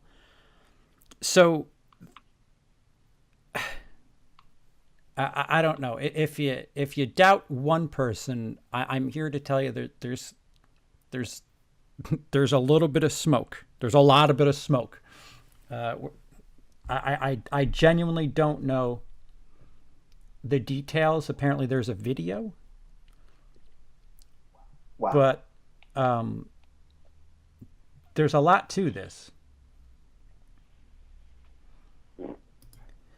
There's nothing we can do. There's nothing we can do. Okay. Okay. All right. I have a video watching. that kicked this all off. It wasn't the video. I thought. The thing that kicked all this off was a supporter, wasn't it? Boy, Your situation didn't that all start with somebody throwing their money around and telling you what? it all started on the inside with that, and then it progressed to me not being able to trust anybody. I didn't know who to trust. I didn't know who this person had been telling shit to. I got weird vibes, and I try to trust the vibes that I get off people, especially on here. I understand that it's the exact same thing going on. So I went to, what did I go to? I made a post. I made a video. I sparked off the thing that affected the horror community with a video basically saying that I was gonna get off here, and if you really don't want to be a part of whatever I'm doing, then you can unsubscribe. I was also very emotional and not naive to what the fuck was going on. I didn't know who to trust, and I said some bad things to people that I shouldn't have. That did happen. So like I said, my situation is a little bit different. And then I got off and I made a Instagram post, and then that sparked the hate video. There was a hate video saying a bunch of nasty shit about me, which, I try not to name drop ever when I'm talking about shit like this, but this person was obviously name dropped. Like the video was called "Need Gore is a Bitch," and everybody flocked to it immediately. So people all knew about that, and then I made a video, which I shouldn't have done, where I just kind of just said, I don't know why this is happening, yada yada yada. Didn't name drop still. Like I'm still confused why, but then it all came full circle. The video was out there. I ended up making it private. I contacted you, and then it all made sense that it was this one person that affected us, that got to one person, and then it got to the next person. And then based on my emotions, I shook things up with the first video, and then it all blew up. Then suddenly everybody knew. That's what it was. Yeah. So our mutual acquaintance is somehow associated with the person who made Need Gore's a Bitch? Yes. Okay. Yes. Associated with, he's allowed everywhere. I'm pretty sure, supporting anybody that has a Patreon. And yeah. Yep. Literally, there's not many. There's like maybe one or two. I'm sure that he's supporting one of the two, and they're important people. They're important people. You know what I mean? Like they're leaders or spokesmen or whatever the hell of this community. And so, yeah, of course, those are the first people that I thought would have been gotten to first. And so, just didn't work out that well.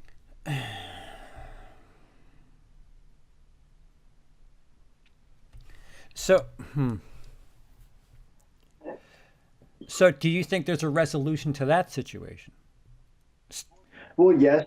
I've talked to people, I just keep persistently trying to talk to them and trying to message them and speak to them, and it's all worked out.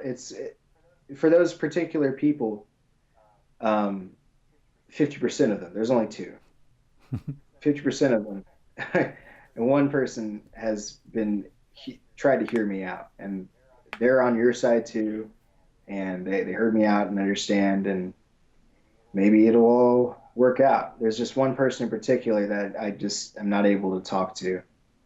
I'm blocked. I can't message them, or they don't look at the message or whatever, and it's just really hard. Whether or not they really see, like, because again, like, even if they know, like, or what, how do you block someone on Patreon? You know? You can. Yeah. Well, how do you stop? Like, if they're already in, how do you just refuse that $50? Right? It's hard. It's really It's hard. hard. You can. And how can you sit here and say, oh, well, I'm blocked, and then deal with the fact that this person might make a video and be like, oh, I'm blocked because it's bullshit and all this shit, and get everybody focused. It's more drama. Nobody wants to deal with drama. You know what I mean? But I feed on drama. Give it. I really don't. Like, it's my fucking life. I have to do it. I have to. If I got to do it, if there's a scab to be pulled off, I got to pull the damn scab Band-Aid off. You know, I got to get it over with. Like, it's better than sitting here and having people think a certain thing about me and just say, well, he never addressed it, and I'm just going to fall back. Now you know that I give a shit about myself enough to, you know, try to speak up for what I have to say, like what I believe in, what I know to be true. And those are very important things to me. And this all traces back to our mutual person. Yeah. Yeah, it does. That's nuts. It does. That's nuts. It is nuts. It's actually nuts. It is, and none of us are qualified or went to school to be qualified to deal with this level of nuts. So how are normal people supposed to react to something like this? You know what I mean? If this were happening in real life, there would be cops involved. Like, people would be threatening cops, right? But because it's on the internet, we're threatening I don't know, popularity and reputations. So it's not normal, dude. Like, if you're dealing with a crazy person, you don't know how to deal with it. You might fuck around and kill that crazy person on accident, right? If they get too crazy, it could turn into a physical altercation, and you're going to look like the crazy person because you're going to sit here and try to explain all these different elements to rationalize and, like, make people understand this crazy scenario, but nobody understands crazy people. It's hard. Like, you need a professional to get in here. Sharpshooter wrestling. Back out and come back in. I meant to click on your name and I quieted you by accident. That was my fault. So just back out and then come back in. I swear that wasn't on purpose. There's a lot of interesting characters in the chat, so I accidentally clicked your name by accident. Oh, all right, you're back. Thank you.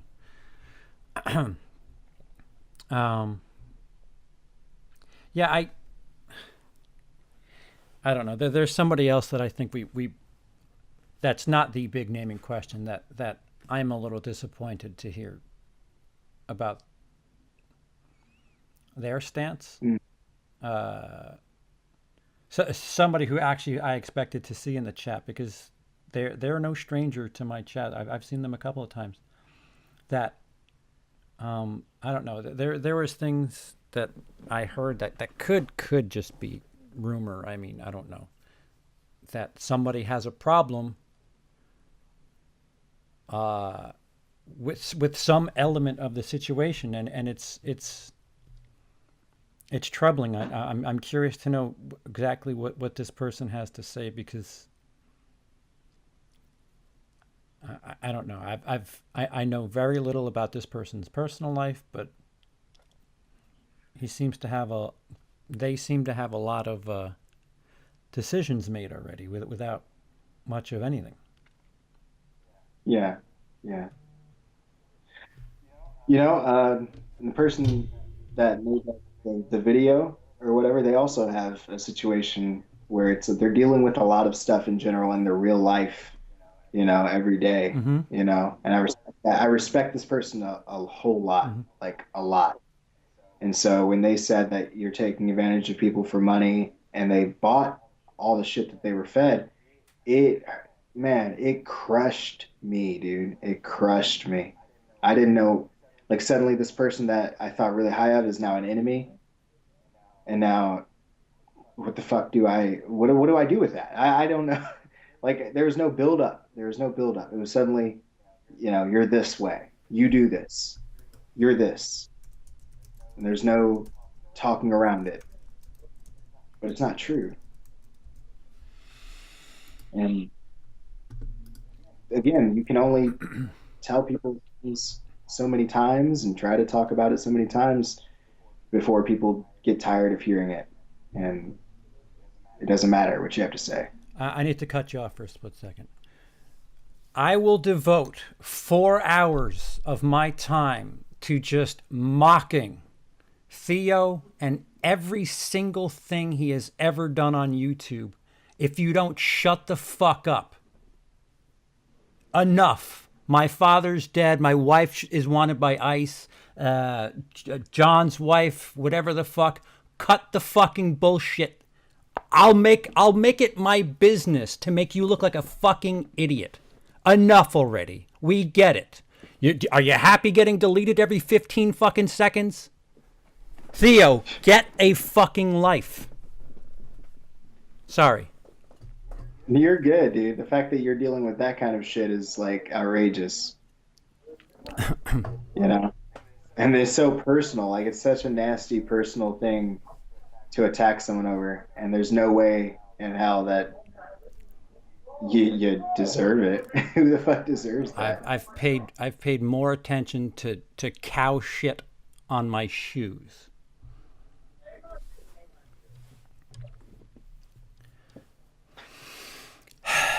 See again, no, but it's okay. But that's the thing, man. Like I said, no one understands crazy ass people that think a certain way and feel a certain way and do certain shit. There's no explanation for it. We're not professionals. We're not qualified to deal with it. And so this isn't, I said this earlier. This isn't a stream to sit here and bitch about it. It's just a stream to sit here and process it. And people need to know, like, these are real things. Like, it's not cool. Like, no one should, God, you shouldn't have to deal with it. I don't want well, like, again, back to the like, they're all products. Like, again, the fact that we're human beings with emotions, that gets like blurry into it. Patreon, product. You're paying for a thing. Here, I'm giving $1 for you to continue making videos. That's it. It's done. You gave $1. You're helping the person do their content. Super chat. I'm contributing a thing. Here's a nice sexy color on the chat. You read the thing. That's it. It's over. There's no extra contract. There's no user agreement that comes with these things that we're not privy to. So it's just strange that somehow there's this, I don't know, expectation with money. And there is, like, it seems like 9 times out of 10 when there's this person that sides with the person throwing the money around, it's somebody who's not getting money. It's how dare you look so-and-so a gift horse in the mouth. This guy's giving you $30 to do your thing. How dare you not do the things he wants? No, I'm creating content that this person, under the guise of Patreon, is contributing through there. That's it. That's the transaction. There's no, be my friend, fuck that guy fee. I feel like we're running in circles with that, but yeah. they're products. It's capitalism at its finest. Unfortunately, there are real human beings with feelings behind it. Yeah. But next time I'm on your stream, I want it to be fun. Yeah, Right? sounds like a deal. Good. We'll talk about, like, I don't know, fucking movies or anything. But I wanted this. Obviously. I wanted to. I'm glad. And for similar reasons that I spoke up about a much bigger person, subscriber wise, a couple of months back. In the back of my head, the thought process was, well, if somebody else is experiencing this, at the very least, they could feel a little bit better to come forward with it. If not, I just look like a fucking moron who's trying to spread shit. Cool. Won't be the first time, won't be the last time I've been called that. Same thing here. Now there's two of us that have experienced very similar things. If somebody else experiences it, at least that's twice as much to be like, well, wait a minute. This smells a lot like what I've been going through. And it might be easier for somebody else to wiggle away from this situation. And I also want to put into that we know that this isn't the most serious subject in the world. Right. In the end, we're not. Right. I am not on a fucking pedestal. Sure. I'm not above anybody. Sure. I'm not more important than somebody that might be going through something worse. Mm-hmm. But everybody, it's freedom of speech. It's you have the right to sit here and point it out, and it until it happens to you, you're gonna want other people on your side to, like, listen to you. Like, at the very least, it's just like any other situation. We're in 2020. We're dealing with a lot of things that are just issues of people not listening to people and believing people when they say something shitty went on. So to make that connection, it is important for things like this to happen sometimes. I mean, I just did a fucking 3+ hour stream and then ended it to come on here and sit and talk to you about. Oh, you were on a stream? Because I started and I'm like, maybe he'll be ready. Yeah. And I'm like, fuck, this is going long. No White Tim came into my stream and he was like, CP's looking for you. And I was like, oh. I'm sorry, I didn't mean to cut you short. I knew exactly what it was about. And I was like, well, I got in the stream, guys. I'll see you later. I'm sorry. No, it's all good. I downloaded Skype just to do this, so it's all good. Well, that's good. That's good. Yeah, I have another app. So if you're done, I'm more than happy to. I'm not sure if Jace is going to do something or what, but I'm more than happy to shut this down and have some fun somewhere. Yeah, I'm good. We got to say everything that we needed to say, and I don't know if anybody came into the stream and said, why are you talking about, it's not going to end unless you stop talking about it. It's, I'm not going to sit here and talk about it on my stream. I already have, and I've been harassed for bringing it up on my stream before. But then again, my viewers, it's much more personal. It's like sometimes just 5 people, and they might say shit a little bit more freely. They'll say some nasty shit. I can't control that. Yeah. That happens here anyway, so I don't know what you're talking about. Yeah, talking about my dead father. But there's more traffic. You might miss something. Sure. You might miss the fuck this person comment. I've been in here before. I've seen when one comment will spark, you don't know what the fuck you're talking about. So I know it happened. It's just, it's easier to see when you come on the fucking chat. Yeah. On my channel. Yeah. They're few and far apart. So, but yeah, everything's cool, and I'm just trying to make everything go back to normal and move on from where I'm starting. But this was a very important stream, and I'm glad that you gave me the opportunity to come on here and talk about it. It sucks that it happened, but it happened, and you learn and grow from it.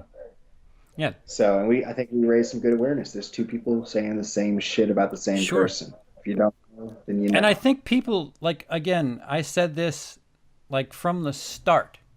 Like, you don't need money to support people. Money, that's great. That's a really great way of showing people support.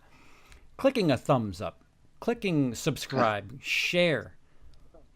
The thumb. All you got to do is Yeah. hit the fucking thumb and you liked it, Yeah. dog. That's all you got to do. You don't have to give me Right, shit. right. That helps. Believe it or not, that doesn't cost anything. As long as your fingers are operating, blammo. Just. And I'm happy. I'm content. Mm-hmm. That's $10 for me. Yeah. Yeah, exactly.